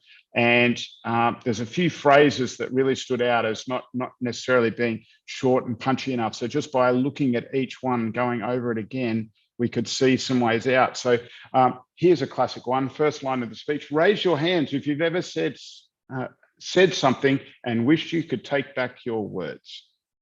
That sounds like something people might say at the start of a speech. They want to get that audience engagement. They want to say, raise your hands. Okay. Is that really delivering on what we want to say? Have you ever said something you regretted? with less than half the number of words that he had before. You can see you tighten up, you can polish that one sentence into something that gets every bit as much audience engagement. It forces the audience to ask themselves the relevant question, but doesn't take all of that time. So polish, polish, polish, make things smaller and tighter is a key element in rewriting your speeches. This was another example. Those days, my dad's struggling business startup and our family's diminishing financial security heavily influenced my personality. I mean, putting aside that this kind of sounds like a university essay at this point, with lots of long words that don't belong in spoken submission, that's a very complicated and difficult to get through sentence, and it's not very engaging. Our parents worked really hard. Although we were poor, we were a close-knit family. You can say so much more with so much less by going through and looking at how you can change those sentences to be shorter and more impactful. And here's a little tip that I find can have a lot of impact. So this was the original line. Every day I went to school, I saw my classmates have better things, better bags, better shoes. And then later in the speech, he uses a similar, but not the same phrasing. Every time I went to play with the neighborhood kids, they saw I had better things, better clothes, better toys. So it's not quite the same. It's not quite working. It doesn't quite line up together. And the way that it's phrased, it kind of doesn't lead you into the repetition that you want. So we found if we change this to better shoes, better bags, better things, and then return to that later on, better clothes, better toys, better things. Just by changing the order of the words, we could make this have a lot more impact. So there's several elements in words and phrasing that you can be aware of that we've used there, and some of the things to capture all of that. First thing, does your speech have a foundation phrase? Or you might have heard of a laser phrase, i.e. one phrase or one idea that you keep coming back to in your speech so that it remains memorable. How has that phrase been put together, and will that phrase be memorable for your audience? Second, look for opportunities to use rhetoric, especially in your storytelling. So very, very simple rhetorical devices such as repetition, rhyme, alliteration, assonance. These are just a few of the devices that you can use. And if you've never heard of any of that, look up, do a Google search on rhetorical devices. There's a list of about 70 that are useful in prose. Using rhetorical devices, just like saying, better clothes, better toys, better things, a simple repetition like that instantly becomes more memorable. So do you have opportunities? Can you polish that element of your speaking? And finally, and probably most importantly, because this applies across all of your speaking, how are your punchlines phrased? So anytime you're using a punchline in a story or you're using a punchline in a humorous speech, exactly how many words are you using to get through that punchline? Exactly, because a 5-word punchline is guaranteed to be funnier than a 7-word punchline, and a 3-word punchline is probably funnier than 4. So if you can condense your punchlines and understand how you're phrasing them, that's going to add a lot more energy to how you're able to deliver humor within your speeches. All right, so we've talked about structure, we've talked about words and phrasing, polish, polish, polish, rewrite, rewrite, rewrite. Now we're into re-rehearse, re-rehearse, re-rehearse, because we're going to talk about voice and we're going to talk about gestures. So voice, the number one thing that almost any speaker can do to instantly add about 20% additional impact to any speech is how to pause effectively. Let me say that again. Any speaker can add about 20% more impact to any speech by learning to pause effectively. Does that sound like something you might want to spend time developing if you're at any point in your Toastmaster career? We're really understanding how to use a pause to either generate excitement or what's the word when the horror movie, the suspense, to generate suspense, or to make a point and then make the audience think about that point. Using pauses effectively will immediately and within 2 rehearsals up your speaking game. So really look at how you're using pauses through your speech. And if you're not practiced at slowing down and pausing at key moments, practice that, polish, polish, polish. And I guarantee you'll start seeing, or you'll start thinking about how you speak quite differently. So that's my number 1 tip. If you take nothing away from the rest of this evening, that's probably something you can use. And secondly, when we're talking about voice, there's 3 opportunities that you can look for in your speaking. So you're looking for emphasis, emotion, or character. Emphasis, emotion, or character. So any opportunity where any point that you need to emphasize, any idea that you have to emphasize, how are you going to change your rate of speech? How are you going to change your tone? How are you going to change your volume or quality? Each of these elements can create emphasis within your speech. So you can go through and highlight exactly in your script where you need that emphasis. Where there is an emotional content, when you're telling your story, how is that emotion going to be demonstrated in your voice? Okay. And we saw, in fact, not a bad example from David this evening when he's wondering about what he's going to do next and sort of doing a little bit of an inner monologue with his speech.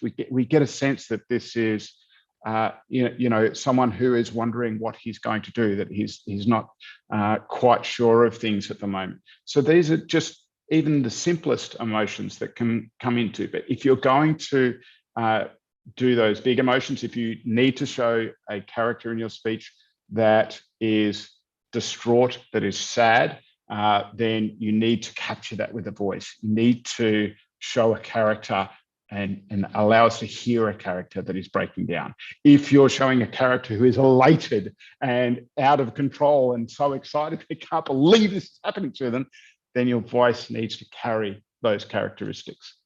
And so finally, when I talk about character, I'm talking about, can you actually create a different character within your speech? Okay. Can you, if your mother is a character in your speech, then your voice should carry the character of your mother. I'm not going to attempt to talk like my mother because that would be deeply disrespectful, but some of you might be that sort of a person, you want to do with it.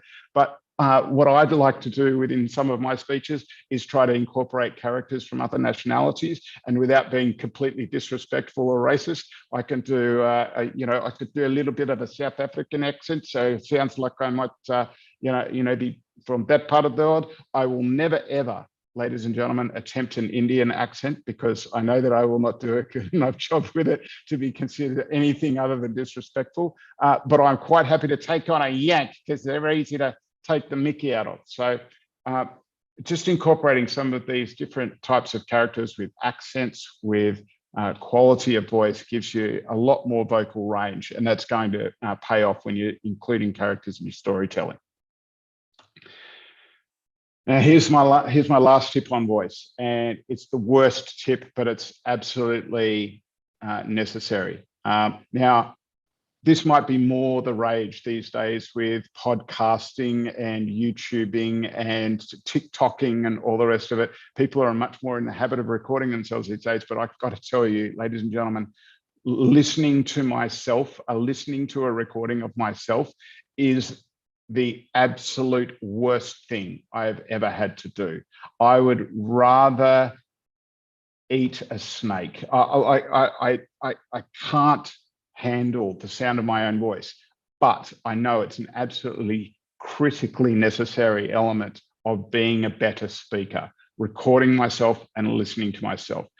First of all, you'll start to hear all the little sentences that you've written into your script that actually don't make a lot of sense. You'll pick it up much better hearing it than you will on the page. But second of all, you're looking for all those opportunities. Why wasn't that character there? Why wasn't that emphasis there?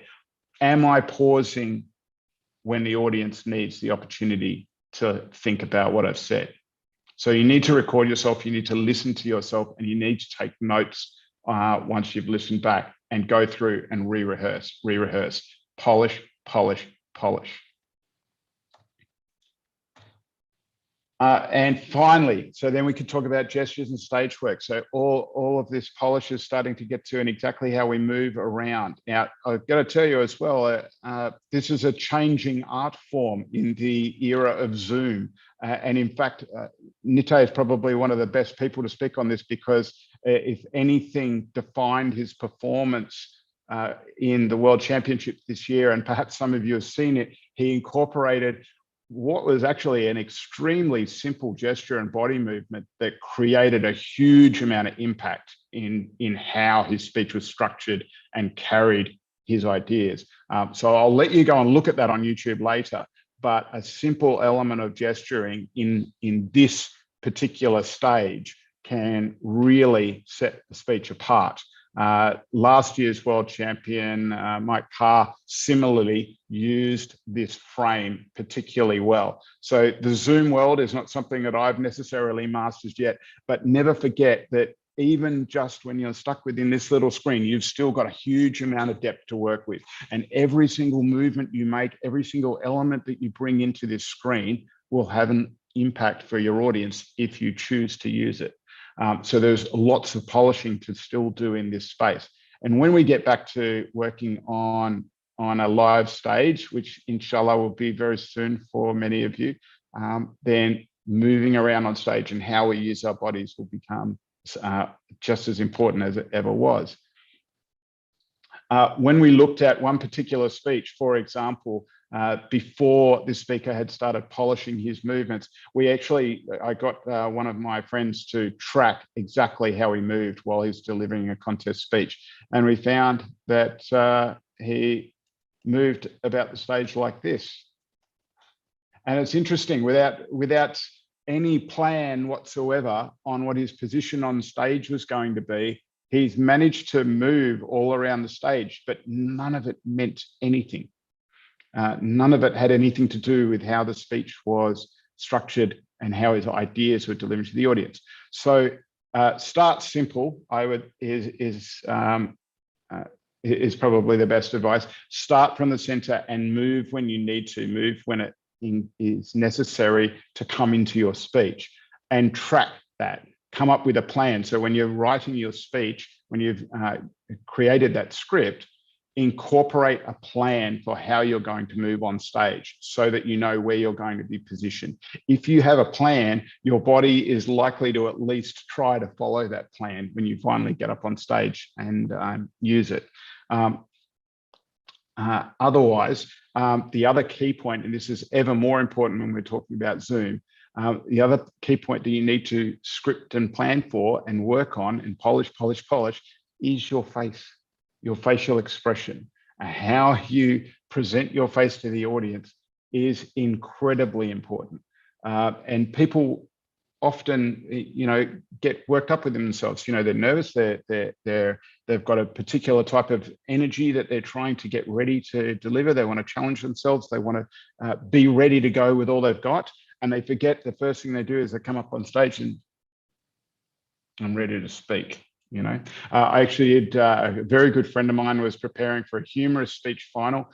In fact, we had two of our good friends were both in a humorous speech final one year, and we were coaching both of them to get the most out of their speech. And they would deliver their whole speech on video, and then we would go back and watch the instant replay, like being a cricket umpire, and watch how each punchline was delivered. And one friend, every time she delivered a punchline, we would hit pause on the video and she'd deliver the punchline. And she kind of had this sort of scowl of concentration because she really wanted to get her speech right. The other speaker, every time he delivered a punchline, guess which one of them ended up district humorous speech champion? I would say my first friend actually had a better speech. It was a funnier speech. But the other one was just had that facial expression down pat. So that every single time the audience saw him deliver a punchline, they knew it was time to laugh. So polish with your facial expressions as well. Have a plan for how you're going to move on stage and work with your facial expressions as well as your hand gestures. Each one of these things is just something that you can rehearse record, review, polish. See the little things that you can change to make it a little bit better, a little bit better. Now, I think we're pretty much getting to the end of the time we have for this part of the session, and I want to spend more time on Q&A, to be perfectly honest. But the last thing I'll say is that you're free to look at the judging criteria.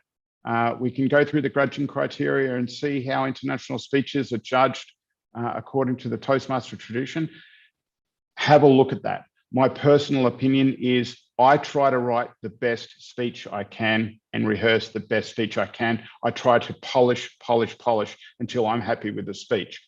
Normally, when I do that, the judges end up recognizing that I've done a very good job of creating good content and delivering it in a way that stands out. So I happen to score well on the judge sheet. Other speakers may tell you, hey, look at the score sheet, follow what it says, write and prepare a speech that is going to get you points with the judges. And, you know, maybe they get a trophy at the end of all of that work. And that's fantastic. Me personally, I choose to try to do the best job I can as a speaker. And if I happen to get a trophy at the end of the night, that's a little bit extra for me. So there's the judges' ballot and so forth that can give you a little bit of an idea where to go if you happen to be lost or if you want that type of guidance. In 20 minutes, I've tried to cram 15 years and 13 district finals worth of experience into just a little bit of advice. But before we go into some Q&A and looking at David's speech, you know, think about structure, words and phrasing, voice, gestures and staging. Each one of these things is something that you don't just write and rehearse, you rewrite. You re-rehearse. It's polish over and over and over. It's not a matter of talent. It's not a matter of tricks or, you know, little gimmicks. It's a matter of time. So if you're thinking about going into our contest this year, I first of all encourage you to do so because I've learned more in one contest speech than I have in 3 years of competent communicator and advanced communicator manuals. Go into that next contest, but take the time to polish. There will be other Toastmasters around you who know how to polish a little bit better or spend more time polishing. Learn from them as well. And come back next year and polish. Because in my experience, having done that for so many years, that is the one indisputable thing that will separate a good speaker from a great speaker. How much time they spend polish. Now, with all of that said, like I said, I would like to, we've got about 10 minutes assigned for Q&A, including some feedback for David. And perhaps what we could do with Anita's concurrence, maybe we could spend the time on Q&A. I can provide evaluation for David separately, and we can allow our members to ask the questions they have. Maybe if he prefers, Nite would like to comment here and there on some of the questions or some of the content that's been offered already. But I'd encourage you, if you're thinking about having a go at speech contest this year, if you've got a question or something that you'd like to know about how you can either start or continue the work you've done, I'd love to hear it and discuss how you can do better. Yeah, I think we need to open the stage for everyone, aspiring speakers. What kind of questions? Okay, I'll take the first. Okay, David, you're in. Come on. Yep. All right. Thank you for that wonderful session, DTM David. I know I'm going to get my evaluation a bit later, and that's something really I'm looking forward to. I just have to ask, like, how do you, like, I know speech writing is something, you know, you have to do to prepare yourself for the contest, but how do you mentally prepare yourself for that? Because I realize as a Toastmaster, like during the course, after every speech, or, you know, even the practice session before the speech, you have to, mentally prepare yourself as well, because if you go with the mindset that, okay, I'm going to go give a speech, yay, you will be absolutely pressured by the whole atmosphere and the pressure. So how do you deal with the mental aspect of it? Because that's something I want to work on as well. So. I mean, there's a lot there. There's a lot there. And I mean, there is literally an entire industry of how human performance works under stress. Let me just tell you, as a matter of sort of storytelling and anecdote, what my experience has been, and particularly, there's one thing that I find can change the way you rehearse, that allows you to visualize a little bit better and be more physically prepared when you go on stage for a big contest speech, when you've got those adrenaline pumping. All of my rehearsals begin when I'm off stage. So when I'm rehearsing at home, weeks before the contest, I start off stage, and I include in every speech rehearsal walking onto stage, taking my position and beginning the speech. So it's not just I'll stand here and I'll start speaking. And that's been very important for me. And I think a lot of people have benefited from that advice, because you can rehearse, and then you take those steps for the first time. You go up on the stage, you turn around and see an audience that you've never thought about, and you've never ever thought about the process of actually getting here and standing in front of the audience. And then you go, oh God, what do I say? I've done this 100 times and I can't remember what I say. Now that's not going to be everyone's experience, but if you rehearse everything from the moment the audience can first see you, that makes it familiar for you. It gives both your body and your mind a familiarity that it can return to when it's time to actually deliver. My other little thing, or two little things, I have my contest playlist on my phone. I listen to music. I dance backstage. I literally dance around with my music. That makes me feel great. It gets oxygen in my blood, makes me feel good, makes me feel positive, so that my first expression for the audience will be happy and excited. And then the last thing I do is I wear the right cufflinks, because if there's anything I've learned aside from all of this polishing, is that if I'm wearing the right cufflinks, I'll probably have a good speech. Nito, do you have any secrets for when you're about to pounce on the big speech? And then I'll take Chet now. I see your hand raised for the next one. David is spot on. What he's describing is an emotional routine. And the emotional routine starts before they even announce your name. You need to be at the right mindset. And the dance and putting the playlist that David has, and everyone has different routine, helps you be in that mindset every single time before you go on the stage. And it's not familiar to you. So well done, spot on. Lovely. Does that give you a few little ideas, David? Yes, it does. It does actually. Now it'll actually help me for when I go for my club meetings, whenever I have to go up on stage, I know what to do best. Great. Brilliant. Can we have Toastmaster Kimji raise the next question? He's raised his hand. I'll just allow ladies first. Chetna has been selected by David. David, go ahead with Chetna first. Chet, Anna, we're coming straight back to you. Yeah. Thank you so much, Toastmaster Chaitanya. And first of all, thank you so much, Toastmaster David. Absolutely amazing session. As you were telling about the structure, I just love the way you divided that into the boxes. And that exactly why I felt when you come on the stage, you come up with a message to share across. So how important it is that I break down that message and repeat that in my story and share it across so that it penetrates, or else I share my whatever anecdote or my story and just end with the message. How should the structure should be? I've seen a couple of speeches, but I don't understand that thing. Look, this is a really how long is a piece of string type question. It's an incredibly interesting question, and if I ever come up with a conclusive answer to it, I will let you know. Because I had a coach for many years. It's like, no, you've got to set the message up from the word go. I would do a speech and say it's 5 minutes into the speech and I don't know what the speech is about yet. And my thing is, well, I don't want you to know what it's about yet. I just want you to want to know. So that was me. Now, there are several world championship speeches. His name is gone.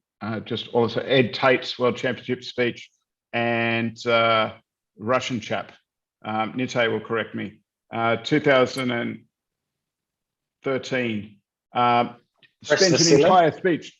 Sorry, Preserve. No, yeah. Entire speech. He talked about jacking up his car, and in the last 40 seconds, he told us it was about helping people. So from one extreme to the other, some people will say you need to tell your audience what this speech is about in the intro. Other people will say, no, that's not important. What I would say is, by the intro to your introduction, the audience doesn't need to know what the speech is about, but they do need to want to know. You need to convince them that you're worth listening to. And the structure that you saw, the example I gave on screen there, it's not giving away the message through, it's just allowing the audience to reconnect with the idea behind the story. The perfect speech in my mind is the one where the audience realizes what this was all about as you say your last word and push them over the edge of the cliff, as it were. And while at the moment you finish speaking, they go, that's what this was all about. Now, when I write that speech, you'll know about it. So all I would say is using some of that tool that I've shown you there, or whatever tool you choose, and understanding every single point in your speech where you're just giving the audience story versus where you're actually giving them meaning, theme, message, where you're creating the genuine engagement.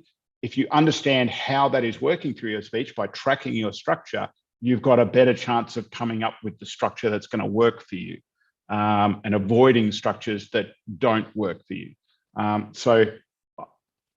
would say there's no hard rule on how your message comes out through the speech, but you do need to know whatever rule you're setting for yourself, if that makes sense. Have you got any secrets to add there, Nita? I think you're spot on. I think you're spot on. And I loved your line, and I wrote in the chat. I don't want you necessarily to know the message at the beginning, but I just want you to know. Sorry, I just want you to want to know what the message is. And that's how you keep the suspense. That is brilliant, brilliant, brilliant. Yeah.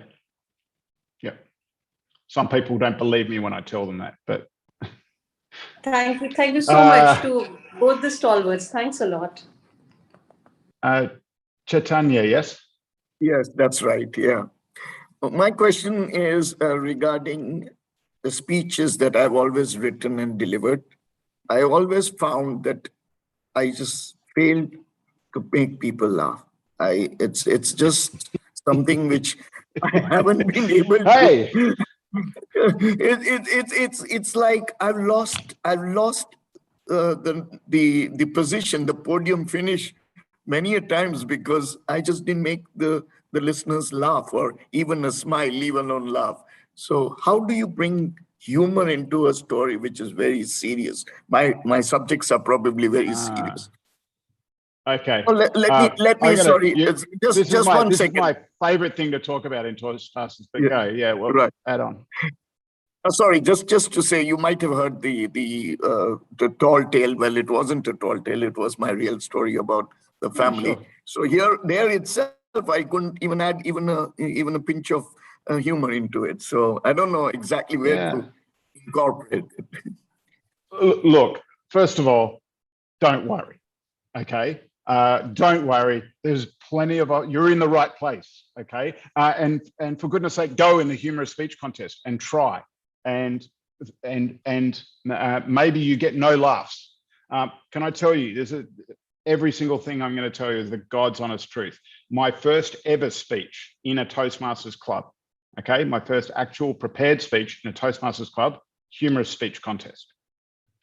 This is my first meeting. I'd done a speechcraft course before, so I wasn't completely, brand new to a Toastmasters speech, but it was my first time in the club. And they were holding their contests on, and I'm a competitive guy. I went, I'll go and do a contest. And I thought, I can know some funny stuff. So I wrote down all my best lines, and I went and I delivered my first ever speech and didn't get a single laugh. Now, some people would say that maybe it's just because my audience was from Adelaide and they're just not very funny people and the fault was theirs and not mine. But let's be honest, I wasn't that funny. And you know what? I went back to a different club a year later, humorous speech contest. I got about 2 little Snickers. And the third year, I came back, humorous speech contest. I got a few laughs. I think I came third, but I really didn't feel like I was getting much out of it. Like, okay, I could now generate a laugh, but it wasn't really worth talking about. There were clearly many, many people more funny than me. And I'd sort of decided, that's just not me. That's not what I do, okay? The next year I won the District 70 humorous speech contest. And the way that happened is because I was convinced by people I respected that I just had to keep trying. I just had to keep working on how a punchline worked, try to write and rehearse and do it in a way. The one good piece of advice that stands out to me from that year is that you won't get people to laugh if you're trying to be something you're not. Because if I try to show up and be something I'm not, the audience will spend too much time confused about who I really am and very little time laughing. So that was one piece of advice. And I'll tell you, that story goes even further, like, 4 years of trying. And then finally I went from 0 to district champion. Another 5 years later, after that, give or take, 6 years later, I turned up and with 4 or 5 other district championships under my belt in the intervening time, I literally wrote a humorous speech on the back of a napkin in the meeting room 10 minutes before the contest, won that contest, used the recording to write a script, didn't change a single word, and won the district contest again. Because the practice of all of that polish and understanding how to incorporate what would work and what wouldn't work and developing my delivery had taught me how to do it. So people used to ask me, did you really write that speech in 10 minutes? And I'd say, no, I wrote it in 10 years and 10 minutes. So the bottom line is, this is the one skill I think Toastmasters tend to come up against and say, either that's something I can do or it's just not me. And I say that, like every other skill we show you in Toastmasters, it can be learned, it can be adapted and adopted, and it can be polished.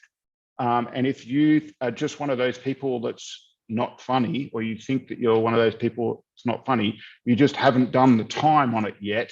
And when you do, you'll find out how funny you can be. And I truly believe that everyone has the capability of being genuinely funny once they've put the time into it. So no matter what you think of that, Chaitanya, I encourage you, go and try and write a humorous speech. Go and try and write a humorous 1-minute speech and try a punchline out and think about what your delivery is and polish. And maybe not this year, maybe not next year, but if you decide that that's something you want to do, you'll get somewhere with it, I guarantee. Does Really anybody not appreciate believe they can be funny?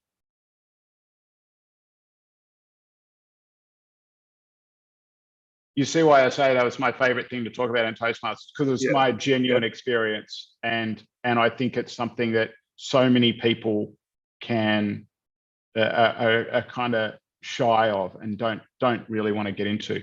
I know we've used a huge amount of time from the agenda. Do we want to entertain one more question, and then maybe we can leave it till after the meeting? Yeah, I think one more question, a quick one. It's already 8:44. We close at 9. I think we're all said and done. Nitai, please. Shall we call? I'm dying to hear what you have to ask. David, you have reached so many district finals. How do you craft your topics? Because some topics are repetitive in the contest world, right? We all talk about the same topics all the time. And obviously, to be as successful as you have, you need 15 topics to be able to go through those contests. I'll tell you what, I don't know yet. I mean, you're asking me all the questions I don't have an answer to. Because you're right. I mean, the biggest thing is, I remember, you win the district contest, and then you spend the next 3 months going, well, now I've got to write another speech. And it took everything I had to write this one and get this far with it. And I'm supposed to write another speech that's better than that, frankly. The wonder of my experience every single time I would go into the international speech contest is, well, I can't possibly have another idea that's as good as the last one. And so the fact that I did manage to come up with 4 completely different speeches that managed to, win at the district international level and go through and do well in the semifinals in many cases. I don't know how I did it, and I really wish I did. I can only say that if you want to write speeches, write speeches. And I don't just mean, say, turn up for a contest on contest night, having written your one speech for the year. The first time I won the district international speech contest, I think I probably did about 20 or 25 different prepared speeches in my clubs during the year, because people would say, I'm not doing it, they drop out of the agenda at the last minute. And I would go, okay, I'm doing a speech. I'm here to be a speaker. I'm going to do a speech. And I would prepare a speech, and I'd do the best I could with the time. Doing all of that extra speaking was not a waste of potential ideas. It was stimulating the process within me, I believe, that allowed me to create the ideas that mattered in the end. And if I've learned anything negatively in Toastmasters, that over the last few years, I haven't been able to be as consistent with my speech writing as I was back at that time in Sydney. And that probably has done more to detract from my performance than any other, particular element.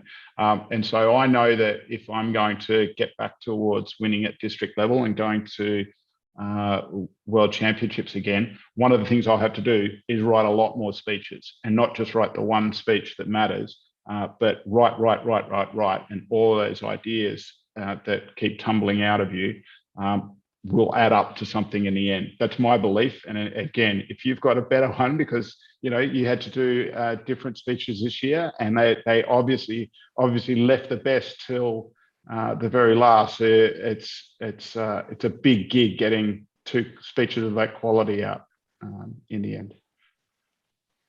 I don't have any magic solution. I'm in the same shoes as you. You just need to do as many as you can. And you know what they say: you win world championship with your second best speech. I'll leave it at that for now.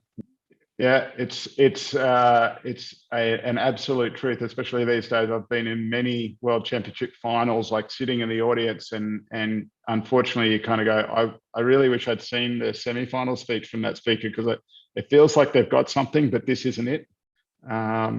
I think fair to say, often with certainly the podium finishes, you go, okay, they've produced something special there. All right, I wish we could chat away for the rest of the evening, and can I say thank you to David in particular for delivering his speech this evening. We promised you an evaluation, and I will give you an evaluation, and we will talk about your speech. But in the interest of having a little bit more discussion, I hope that is satisfactory for you. And if you want to talk more about this, that, or the other, I'm happy to stay on at the end of the meeting and answer any other questions people have. But I'll hand back to our acting president, Anita.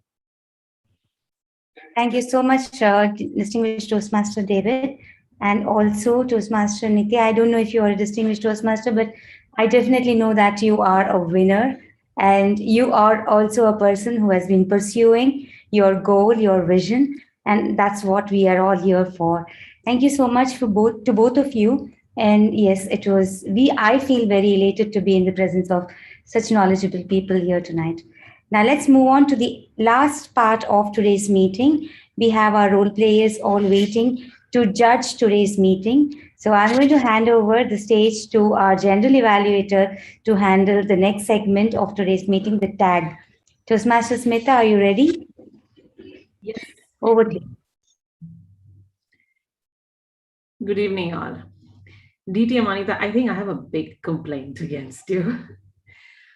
How does one evaluate such an engaging meeting? I mean, from the time, a general, for the benefit of newcomers and new members, a general evaluator's main job is to review and assess the club meeting from the time people arrive to the meeting till the end of the session and report the findings. And I have been finding it tough to do the same. I was so engrossed in the meeting that I have been so overwhelmed with the content that I had to really push myself back and objectively try and make some observations. But nevertheless, hopefully I do some justice to it. But before I come on stage, it's my, we have one more gentleman waiting to speak on the stage today. So it's my pleasure, privilege to welcome one of our senior Toastmasters in our district. To give us small background information, he's been in UAE around for 35 years, a businessman, a passionate Toastmaster since last 6 years, a past area director. So please, let's all welcome Toastmaster Chaitanya Kinji, our grammarian for today. The stage is all yours, Toastmaster Chaitanya. Thank you very much, Madam Toastmasters Meeting. Often called the grand mother-in-law's role, I think today's grammar's evaluation, presentation, I'm lacking a lot of words because there have been very, very beautiful metaphors, similes, alliterations, adjectives, adverbs, things that have been used by our renowned Toastmaster, David Griffiths. I think I will start with the fact is that he really made me feel that the world of grammar is so beautiful that I have actually going to put my head down and actually mention quite a few of them. He used the word brand new friend when he was talking about reference to brand new shoes. Wow. It's a very beautiful blend of the word brand. I like the word he used was the perfect mirror shine, a beautiful metaphor. And then there was talent, tricks, time, and alliteration. Wow. Gregarious and charismatic, lovely words introduced. And the fact that he used terribly as an adverb instead of an adjective when he said terribly useful. I love that a lot. The mention of the foundation phrase, polish, polish, polish. That is embedded in my mind. Take the key out. I think take the Mickey out of. I think you probably need to align with your audience, my friend. I don't think many pick up the word Mickey out of. I think you need to use that probably in Australia where they have time to die. But I rather like the fact that you would rather eat a snake. I love those words as well. Coming to a few of the lovely things that I saw in the other Toastmasters was the amazing riddles by the Sergeant at Arms. But in the other areas where I feel that there can be an improvement is the pronunciation of the word environment. It's not environment, but it's environment. Reiterate, not the other way around. Do an icebreaker. I think it's better to say conduct an icebreaker. Open up videos. I think you switch on videos. Doves, not doors. And let me remind the word master of the day that while you brought in a wonderful word, not many people were elated to use the word elated, other than a very few. There were many missed opportunities, and I would have loved to see the word elated used more often. Get in, I would think intervene would be a better word. Today morning, this morning would sound better. I like the word custom made. Price tag is staggering. And of course, the lovely word iPhone, the bane of my life. Wonderful. I think that was in a very nice use of the word. flies around the world, a pun used on the word flies. I like that as well. And nevertheless was a nice word that was introduced as well. Gear up, excellent usage of the word.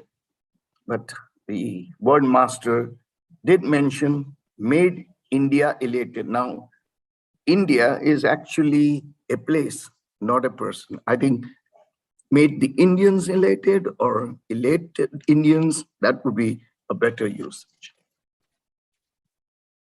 I think I've got quite a few words that could have been avoided, like interjection and mutually appreciating. It's mutual appreciation. So overall, I think it was a great use of grammar and lots of rhetorical devices, as David said. I think I had a great time listening to the session, and forgive me if I really sounded like a mother-in-law, but that was not my intention. Over to you. Thank you, Toastmaster Chaitanya. Yes, now we come to the last segment. How do we begin? First and foremost, Chaitanya, let me overcome that grouse. I was absolutely elated. I'm using the term now. Absolutely elated to be in this meeting. I mean, it's indeed an honor when you have a champion speaker and a champion guest interacting with each other. What else? I mean, what else is there to get? I mean, in a Toastmasters meeting, this is a gold mine of information. So, like I said before at the introduction, I am absolutely overwhelmed. I was overwhelmed and I'm still overwhelmed. So I'm just trying to get out of that emotional state and get back into an objective state. So nevertheless, let me try and do the general evaluation for the meeting today. First and foremost, the success of any meeting depends on its timeliness. And yes, we did start the meeting right on time, bang on 7 p.m. Bang at 7 p.m. our Sergeant at Arms opened the meeting. And how did she open the meeting? And I have never seen this kind of an interactive Sergeant at Arms being played at least in my experience as a Toastmaster for the last 4 years. Kudos. And I think she's a new member. She's a budding Toastmaster to attempt this amongst the stalwarts we had today. Perfect. Having said that, I think one more factor that I really loved about this meeting today was this beautiful juxtaposition between new members and experienced Toastmasters. And it was a gathering of all kinds of Toastmasters today. And none of them, I didn't see an iota of anxiety, iota of nervousness when the new members came. I think that's a hallmark of a successful club where new members are willing to come and play such roles, even in such important meetings. So kudos to the organizer of the meeting, kudos to the mentors of those role players who got them onto the stage.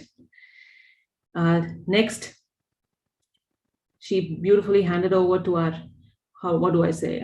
president, should I say, a TMOD, a host today, DTM Adinta. I mean, we have all heard that adage, I hope I'm pronouncing it right, a TM wears many hats. And indeed, today, the acting president, the acting TMOD, and the acting host was wearing a lot of them. And in fact, she wore it with aplomb. And she opened, when she emphasized the importance of the curriculum, it revealed the mentor in her. It revealed her concern for the club. And when she did beautiful transitions and those from one role to another, it revealed the leader in her.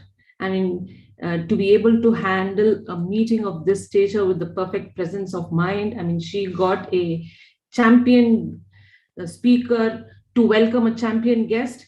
That takes a lot of presence of mind. So kudos on that, Toastmaster DTM Anita. Well played. Indeed, you have demonstrated that you are a true Toastmaster today. One more thing, and then she beautifully transitioned it to, she gave to another new role player, Sridevi, who read out the MOM. I have not seen that role also. Usually what happens, MOMs are circulated in written format in WhatsApp groups. So today I found somebody actually coming out and reading that serves as a good reminder of a recap. I mean, good reminder, a recap. One more thing I also would like to emphasize is reading out the MOM also makes us understand what we missed. And then, it gives us that one more reason to not miss meetings. So kudos on diligently following that practice. I just have one observation, Sridevi. It was a very detailed MOM that you presented. Just look up at us. And I felt all through the narration, you were looking down and reading out from the report. Maybe it would be a good practice for you to occasionally lift your eyes up and establish that eye contact with the members. Otherwise, very diligently prepared MOM. And next came our budding Toastmaster, Dipanshu. Again, I think usually it's a practice for us in a Toastmasters meeting for the icebreaker speaker to be given a standing ovation. I think today he deserves a standing ovation. I mean, as a first-time word master, he deserves a standing ovation. And again, the preparation showed a perfect, easily usable word. But then, of course, not many tried, I'm sure, because they all were engrossed in that beautiful content that was coming across to them. A perfect word for a perfect meeting like this. Just one tip for you to improve. Whenever, try and get a little more interactive with the crowd. It's okay. You can help when you find people coming in, volunteering and telling, making sentences. Adding a remark of your own brings that element of a conversation. Maybe next time you can try doing that so that there are no gaps in your segment. Next came our beautiful, how do I say, tell-a-tale master, Tina Satish. I mean, I have seen her a couple of times, and every time she comes on the stage, she literally shines, her screen simply shines up. Is it her voice? Is it her enthusiasm? She's just a burst of energy, and she suddenly wakes up. She wakes everyone up. I think she's a perfect demonstration for how to energize a meeting. Again, an interactive session. That is something I have absolutely, the way you handled it. Specifically, what I loved, you actually had the patience to narrate the instructions twice because there were new members, and then you actually demonstrated it. That's a perfect way to handle a complicated session like this, to start off with the self-demonstration like this. Then what else? I mean, then came the important session, that gold mine of a session, which preceded by David. One David being evaluated by another David. What a coincidence. Gap year. I would not venture. Usually a general evaluator tries to evaluate, tries to provide inputs on the evaluation, but today I will not try and venture into that because there is a master evaluator ready to give his feedback. So I will just stay back from that. I just have one general comment. David, perfect topic, perfect. You are a new Toastmaster. So I love that confidence, and I love that effort you took in actually, see, nowadays what happens in Zoom meetings, it's very easy for us to sit and give the presentation. So I love the fact that you demonstrated all aspects of public speaking today. You took the effort to actually stand and say a speech, try and demonstrate all, stage movement, body language, and also gesturing and voice modulation. So kudos to that. That's a perfect demonstration speech to be actually used in a situation like this. So I will not venture out into giving specific evaluations because I'm sure that is going to come up next.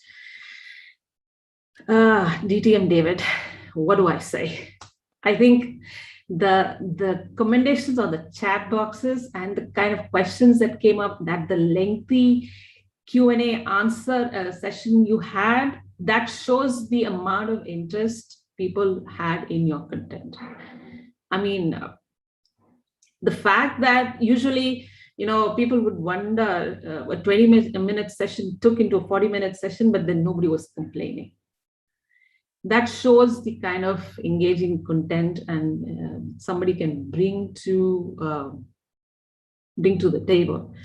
That's 15 years of experience speaking. Indeed, it's not talent, it's not tricks, it is indeed time. And that 15 years of experience showed. For me, at least, it worked at so many levels. I'm not somebody whose strength is brevity.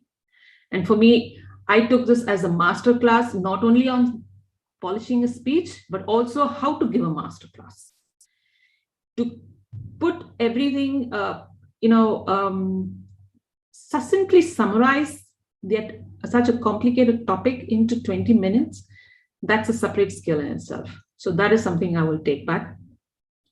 Perfect way of educating the audience, much like what your content said. It's well structured, well delivered, to the point, well anecdoted. Of course, I mean, it's 15 years of experience speaking, and it showed. That was an evidence of being a champion year and year and year of Toastmastering. What I specifically loved, I loved those slides. Otherwise, usually they say in a Zoom meeting, the slides kind of hamper the connection between the speaker and the audience. But today was a perfect demonstration of how slides add value. I loved those clear-cut demarcations, like how you showed us about the structuring of the speech, the fact that your structuring of the various sections of your content itself demonstrated that. And I loved those examples. I mean, I love the images, especially the one which spoke about that maze of unplanned movement. Those kind of things make the education session a little more engaging. So that kind of also added value.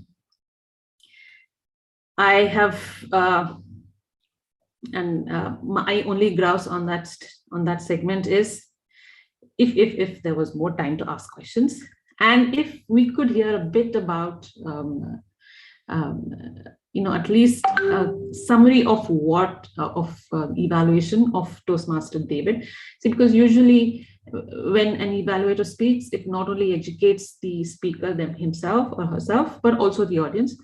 Maybe that could have added as a perfect live anecdote for the content you were giving. Otherwise, I would say bow down, head down. I am taking back a lot from this session. All in all, overall, to sum it up, sorry, I forgot Toastmaster Chaitanya. You are like that perfect, I would say, it's tough to get recommendations from when you have such illustrious speakers like this on board. It's tough to get recommendations, but you did your job. You worked. I mean, you told us about the pronunciation errors. Yes, I will take back that. All in all, let me repeat. I was absolutely elated to be a part of this meeting. Grateful that I was invited by DTM Anita. My only grouse is if there were a little more videos on during the education session, maybe I'm sure they were all listening intently and diligently taking notes behind those screens. But from a speaker point of view, having expressive faces, showing those reactions on the screen matters a lot, because a speaker relies on the feedback given to him online. So, and one more thing, in terms of a general comment, Zoom Master, I felt, at odd times there were, a lot of, there were non-speakers images being displayed on the screen. So maybe if we could introduce a role called Zoom Master, so that a particular speaker, whoever is conducting that role at that time, is spotlighted, it would be easy for everybody to follow up. Otherwise, a brilliant agenda, brilliantly delivered, and I would say a unique attempt, but then in the end, it all turned out well. Back to you, should I say now, TTM Anita? Yeah. Yes, thank you so much. We will take this a little further, but only after I close the meeting officially. So with the power vested in me as the acting president of today's meeting, I, DTM Anita, close the meeting number 48. Call it a confirmed closure for the evening. And now, yes, whoever wants to leave for dinner or has to leave can definitely leave with a thank you note to our guests of honor today. But the ones who have questions, an ample number of questions, can stay back. And thank you so much, Toastmaster Smita. Please stay on if you have the time to listen to DTM David and Nita. Yeah. Good evening to one and all. So over to you, distinguished Toastmaster David. I guess I'm just happy to sit and chat. So if people have got something that they'd particularly like to chat about, preferably something to do with Toastmaster speeches and contests, but I also do a nice bit on bikes, if you like. Nito, please. So I have a confession to make. On the 24th of October 2019, about 2 days before that, maybe on the 22nd of October 2019, the president, I was maybe 8 months in Toastmasters, and I just lost my humorous contest. It was my second speech, and someone said to me, you might as well do your second speech in a humorous contest. And I lost miserably, going to so apologies that I can't pronounce the name, Chatnia? That's right. Yeah. I'm still not funny. My wife still thinks I'm not funny. So anyway, so I lost that contest, and someone said to me, hey, there's this guy, his name is David, and he is brilliant. Now, mind you, I know nothing about Toastmasters. I'm as new comes. And they said, oh, he's receiving his DTM, and he's presenting in a club in Parramatta, which is a suburb here in Australia. And he said, you should probably go and listen to him. He's giving an educational on how to write speeches. And I thought, who's that David guy? I didn't know he was 4 times district champion. Again, I didn't even know what district champion meant. So I went to see him, and he delivered this speech about inanimate objects like your vacuum cleaner and I can't remember what other items there was there.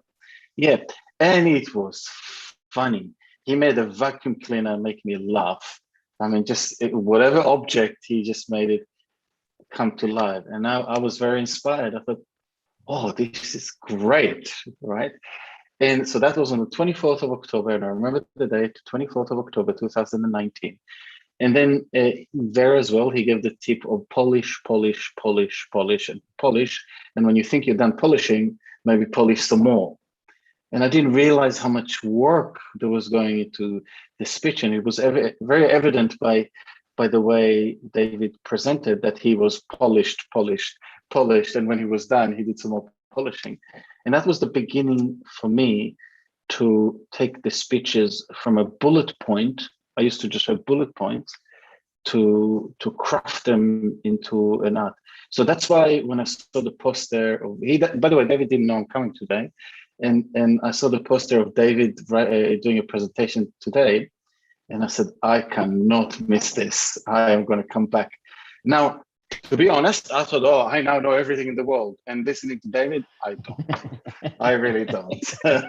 I have learned so much from today. So David, thank you very much for sharing your knowledge. And I I'm cannot so emphasize. pleased we managed to have a little bit of conversation together. I you know, seeing that when I saw the World Championship result, and I posted the link. I hope people noticed. I posted the link for Nite's speech, and I think something that's important to note as well. I mean, certainly once you get up to district level, and probably even at kind of the division level,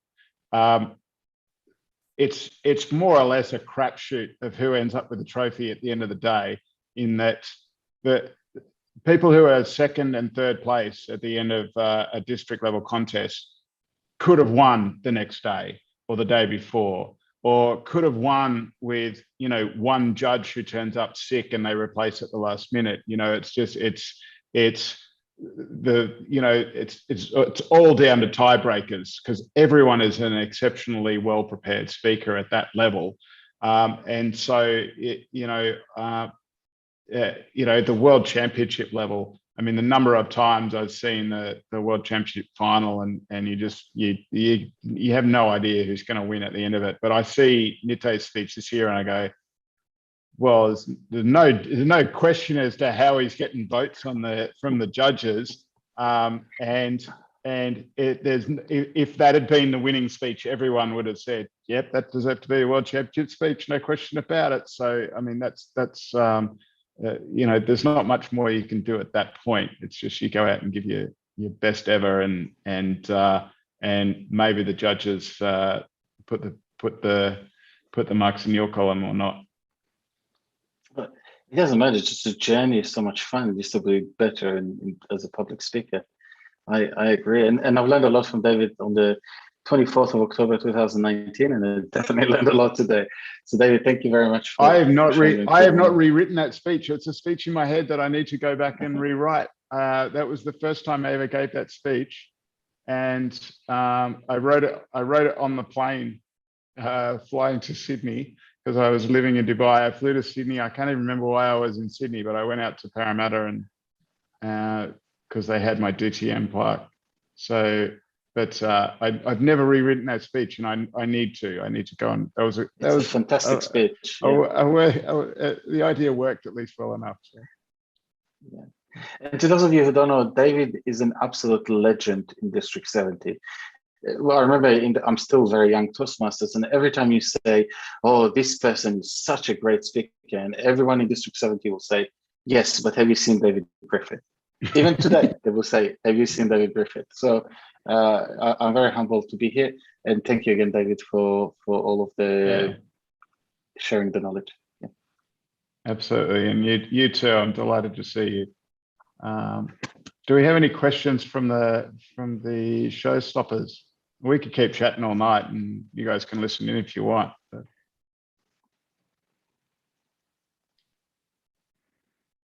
I think. Okay, David.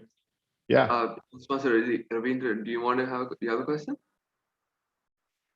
I just want to know, when is the humorous session that you said you will be conducting?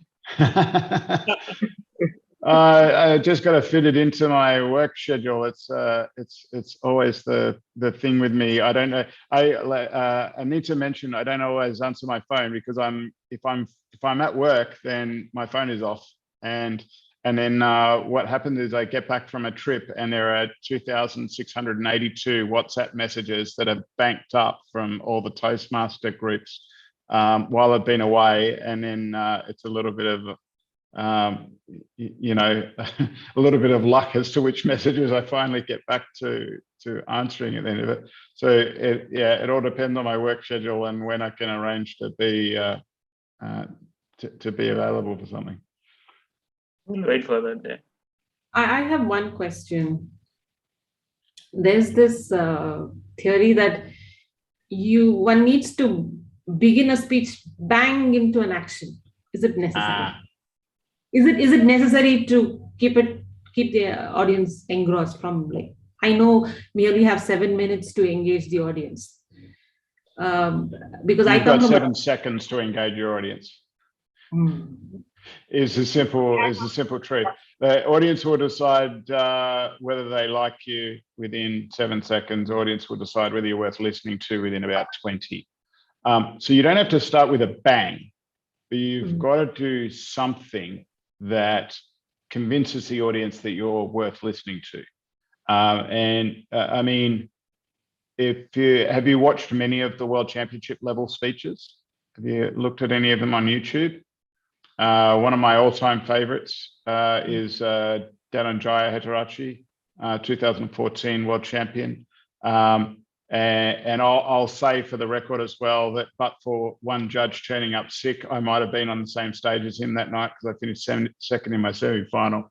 But and the person who won my semi-final finished third in that contest. So, but Dhananjaya's opening is a wonderful opening that is not big, it's not loud, it's not energetic, but I can tell you, having sat in that auditorium, that by the time he dropped that flower in the weights place at basket at the 25 odd second into his speech, everyone in that auditorium was transfixed, and probably about a third of us already knew he was the world champion. It was that distinctive. So again, I don't know how to write an intro like that yet. You don't have to start with a bang, but you've got to start with something.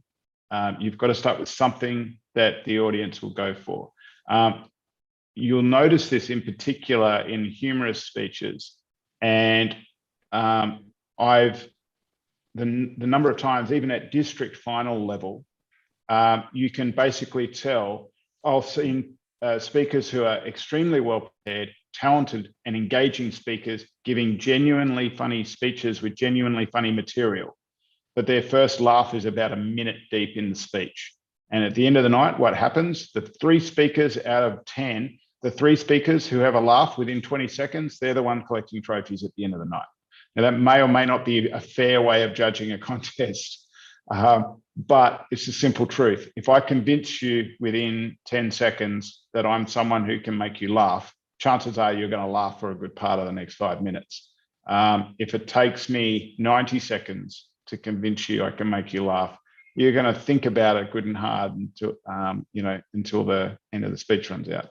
So there definitely needs to be something there. It's extremely tricky and subtle to do it well. And like I say, I haven't figured out the art yet of creating a great introduction right off the bat. But when I do, you'll know about it. And I would love to see what you can come up with for good intros for any speech. This goes for absolutely any speech. Yeah. How you click in. I'll just have one question before I leave for the night. Sure. This is for the semi-finalist on board. After reaching or even being in the second place in the World Championship, do you feel that, okay, this is enough? Or do you kind of start to feel that I've reached there after so much of struggle, I should come back here and win the trophy? I mean, what is that motivates you to, after all that entire struggle, to go back and again, stand there in front of the audience to win the big trophy? Or does it die down? How does it happen? I mean, 4 times consecutively, if you're going there, what kind of a motivation does that call for?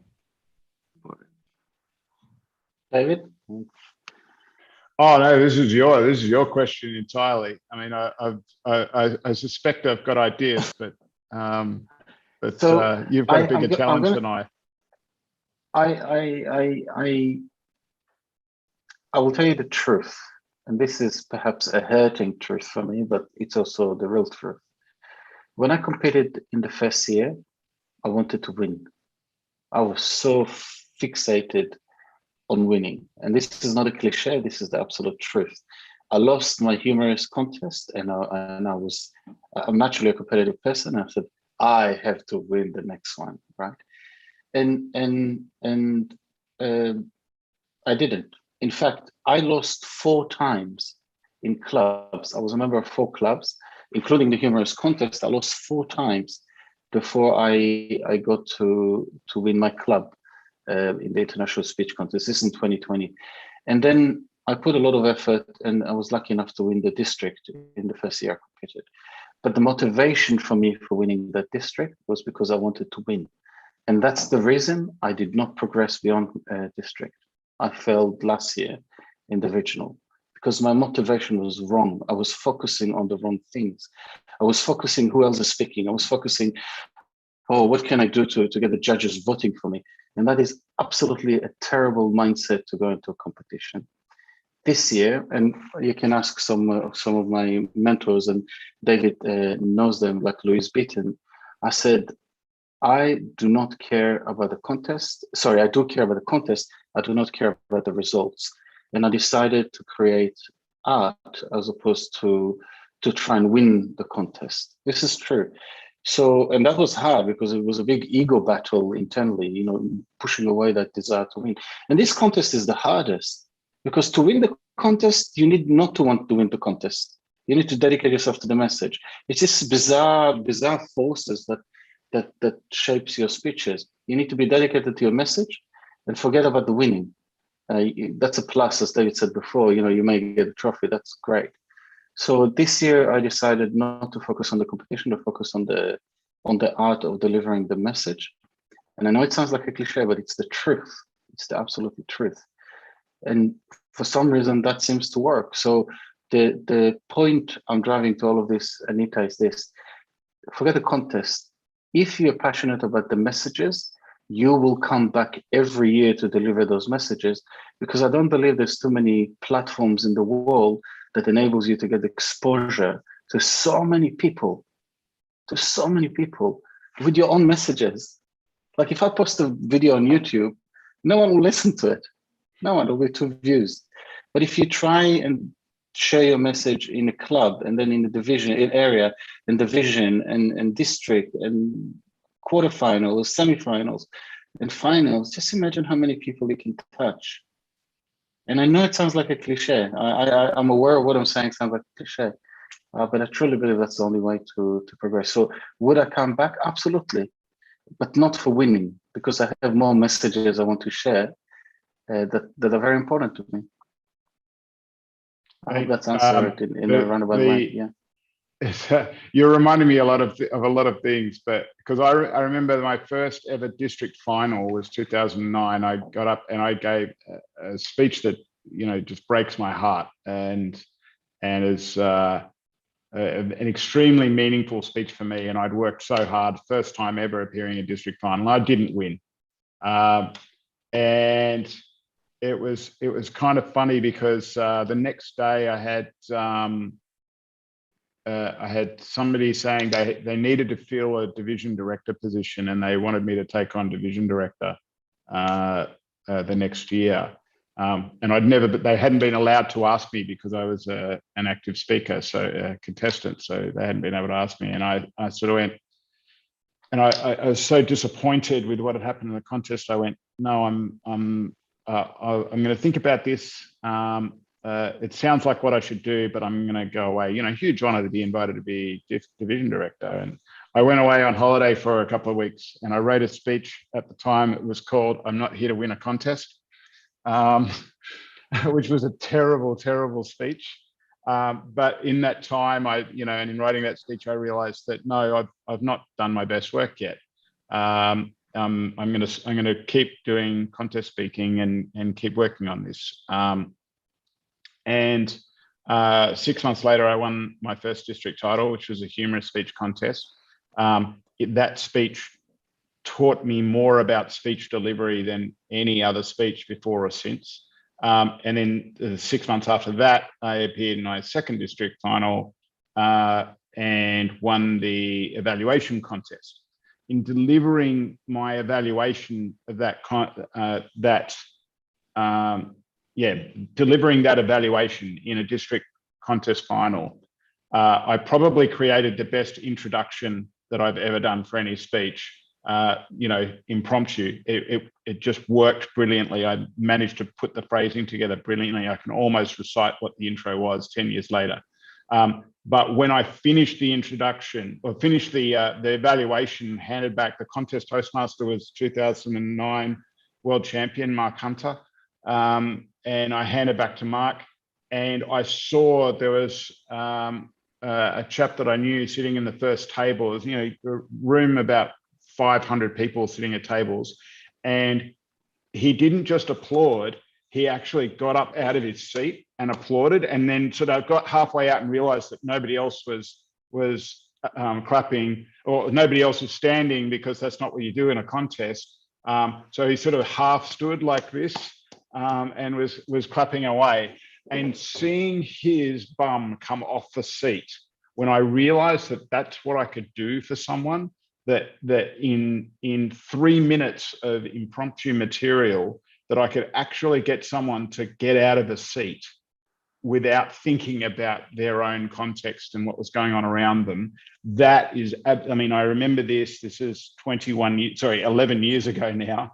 And I remember that moment so clearly. And I would say that one moment has been more for the reason why I keep coming back than anything else. That was better than semi-final appearances and the other district contests and club contests and whatnot.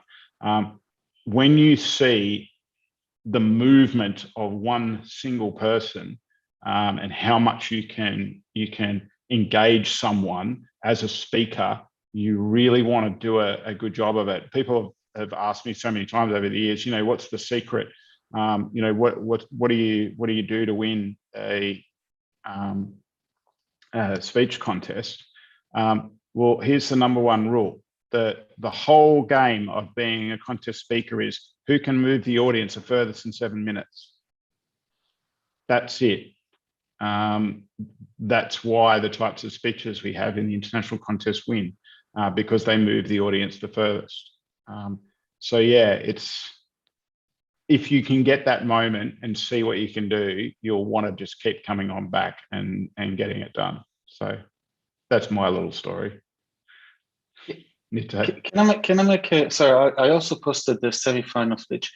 The comment I would make on David's point is this: David had something to engage him in delivering the message, the impact. And if you don't have that, the reason people won't win, not that it matters, is because the amount of work that goes into the crafting these 7.5 minute speeches. And David, please echo here. I mean, in the semi-final level, or even a district level, or definitely in the world championship level, it is insane. I cannot even describe to you how many hours going to decide whether one word will be out of that sentence, and it does your head in. You think about it all the time, and all the time, should I say, I went to see him, or you know, we met at the park. You know, I just made it up, but you know, you think about every word for hours, polish. The reason I mentioned that, if you're not passionate about the message or moving the audience or something else that drives you to do this, you're not going to do all those hours. If you just focus on the trophy, you're going to naturally become lazy about it. You're not going to put all those hours. So the trophy is irrelevant. It's that something more that it does to you that give you that internal power to polish and polish and polish and polish, because it is David, it is terrible times at times. You know, sometimes you wake up and you go, why am I doing this? Why? And then you realize, I mean, in the middle of it all, you're kind of going, hey, I mean, put it this way. I mean, it's certainly in District 70, same here with District 105, like district final in May, and then semi-finals are in August. You've got regionals, which you can't really do anything about anymore anyway, because they're going to use the video recording. The semi-finals are in August.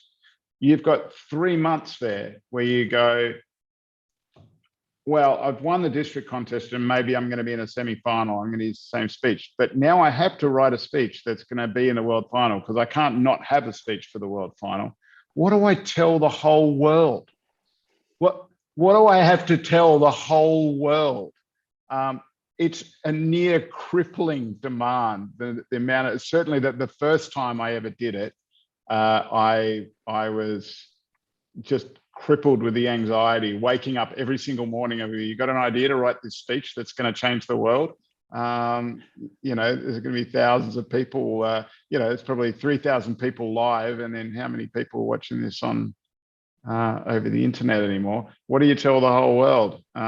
It's a big ask for a guy who grew up in a, you know, a little part of Australia. Like, I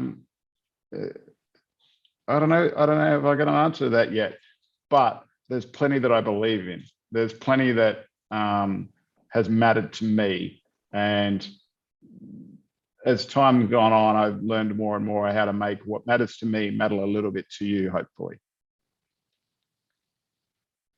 Well said. Well said. And I love that David today raised the shortening sentences. I didn't realize it. Sorry. Obviously, I've done it in my speeches now, but I didn't know it for a long time, and I'm so glad he shared it with you because it's so important. The language that you use, to use less words and say more. Less words and say more. My final speech was 498 words.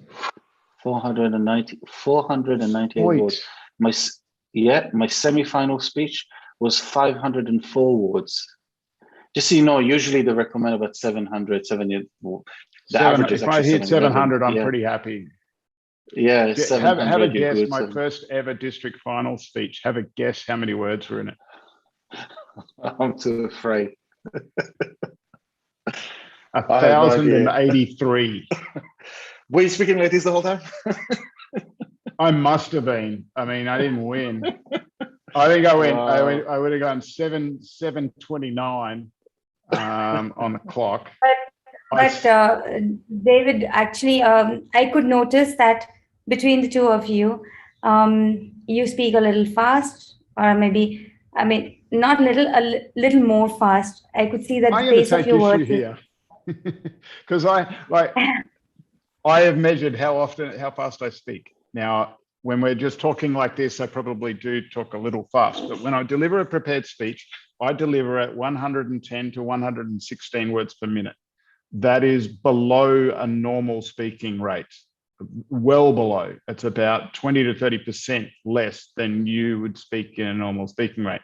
I moved to Dubai, everyone tells me I speak too fast. Everyone tells me I speak too fast. You know how fast they're talking when they tell me I talk too fast? They're talking very, very fast. So I don't know what I'm doing if I'm talking too fast here, because I can't slow down a lot more. Otherwise, I'll be forced to do even more polish and get down to 500-word speeches like Nitay, and I don't think I've got that much editorial capability, to be honest. I think Anita, the best. Oh, sorry. Yeah, I think it's I should say to each his own, because I remember my mentor had told me it was 80 words per minute. And he said, give a lot of time to holding your guests. Again, it differs from, country to country, because we are not natives, English natives. The way we talk our mother tongue is not the speed at which we need to talk English. Give it some kind of, put in some gestures, pauses, time for enacting, a lot of things like that, and then make it much more decorative rather than just using words continuously and talking. So I can vouch for what Ms. Anita said, is because even when I gave my first speech, like last year was the first time I ever joined Toastmasters, got into the idea of what Toastmasters is, and we had to prepare for the club contest and the area contest, and we had to do the international speech category, right? So my mentor at the club, Ms. Sakina was telling me that, slow down, like considerably, because that's the main thing they tell me to do is slow down. Like the rate at which I speak, and use your hands more expressive. And when as soon as I noticed that I'm able to use my body gestures more, it's mainly because of that, because you slow down your words to present more, like what Ms. Anita said, because I think that's how it's over here, I guess. Yeah, very much so. Yeah. You do adopt a bit of a stage persona rate. Usually. Sorry, gentlemen, but I just feel that I would like to have a pinch of salt in terms of the humor that I could have used on the family. What could have said that could have made somebody laugh? I mean, I just missed that by many a mile. So if sorry about insisting on that. Like something else I learned from a world champion, Darren LaCroix, is if you try to jam humor into something, it'll just be like, you know, you're putting an arm in a cast. What you want to do is bring the humor out that's already there. So, I mean, you saw a little bit of an example. Nite talked about family in a sense, and there's humor there. He brings the humor out of that situation. Maybe I just got that a little bit more because I just got back from holiday, the first holiday we take our 1-year-old daughter on. But so I could feel the awful anxiety-inducing laughter within me. But yeah, so I mean, family is because one of the key things with humor is relatability. 95% of any particular audience is going to be able to laugh at family because it's our very first source of humor. Yeah, so if you talk about, I mean, classic line from World Championship, you know, blood is thicker than water, and no one is thicker than my brother. You know, so it's relatable, it's simple, it's a simple wordplay. So you can look for opportunities like that, and how they might But build guess in. what, David? Guess what, David? You know, this punch at the pun for thicker, I think it would sail over the heads of some of my audience right now. I also let me tell you that. something else I'm passionate about is talk up to your audience, not down. Right. I've been told since you know, since I first started in this gig, you know, oh, people won't understand you when I say that. Well, okay, some people won't understand me, and this speech isn't for them. I'll talk to the people that you know, are going to try to grasp onto this. So, I mean, yes, with humor, you need to try to engage as broadly as you can, but you're not going to get everyone. And you know, maybe you learn something from the people you do get. Right. Make sure the critical things with all humor delivery are understanding the setup punchline relationship. And frequently what we see is, certainly in rated speech, people rush the setup because they want to get to the punchline. They want to see if their joke's funny or not. And so they rush that setup. And if I don't get the setup, I can't get the punchline. You've got no hope. So you've really got to work on exactly how your voice and your delivery, your overall pose works all the way through the setup, and then how do you make that snap? Exactly where do you get it?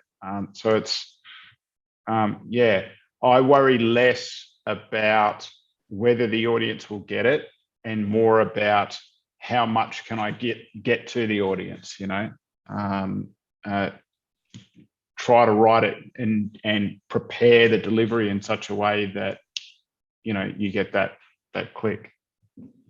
Maybe I'll invite you to my next humorous speech contest, and I'm telling you in advance, the speech title is "Death of a Salesman."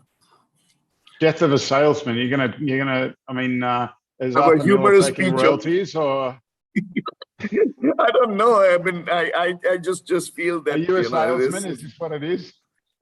Yes, I am a very, very poor salesman. Okay. Okay. Excellent. Excellent. No, I mean, go honestly, if you've got your script, go through, highlight every punchline. And I'm not just talking about the line, I'm talking about where's the word where this becomes funny. With what word does this become funny? If that's not the last word you say, then you've done something wrong. You need to reconstruct the way the punchline works. The last thing you say is the funny word, because otherwise the audience goes, I want to laugh, but he's still talking. And so when you highlight that, exactly how are you going to say that? Exactly how fast does that line come out? How does your tone change?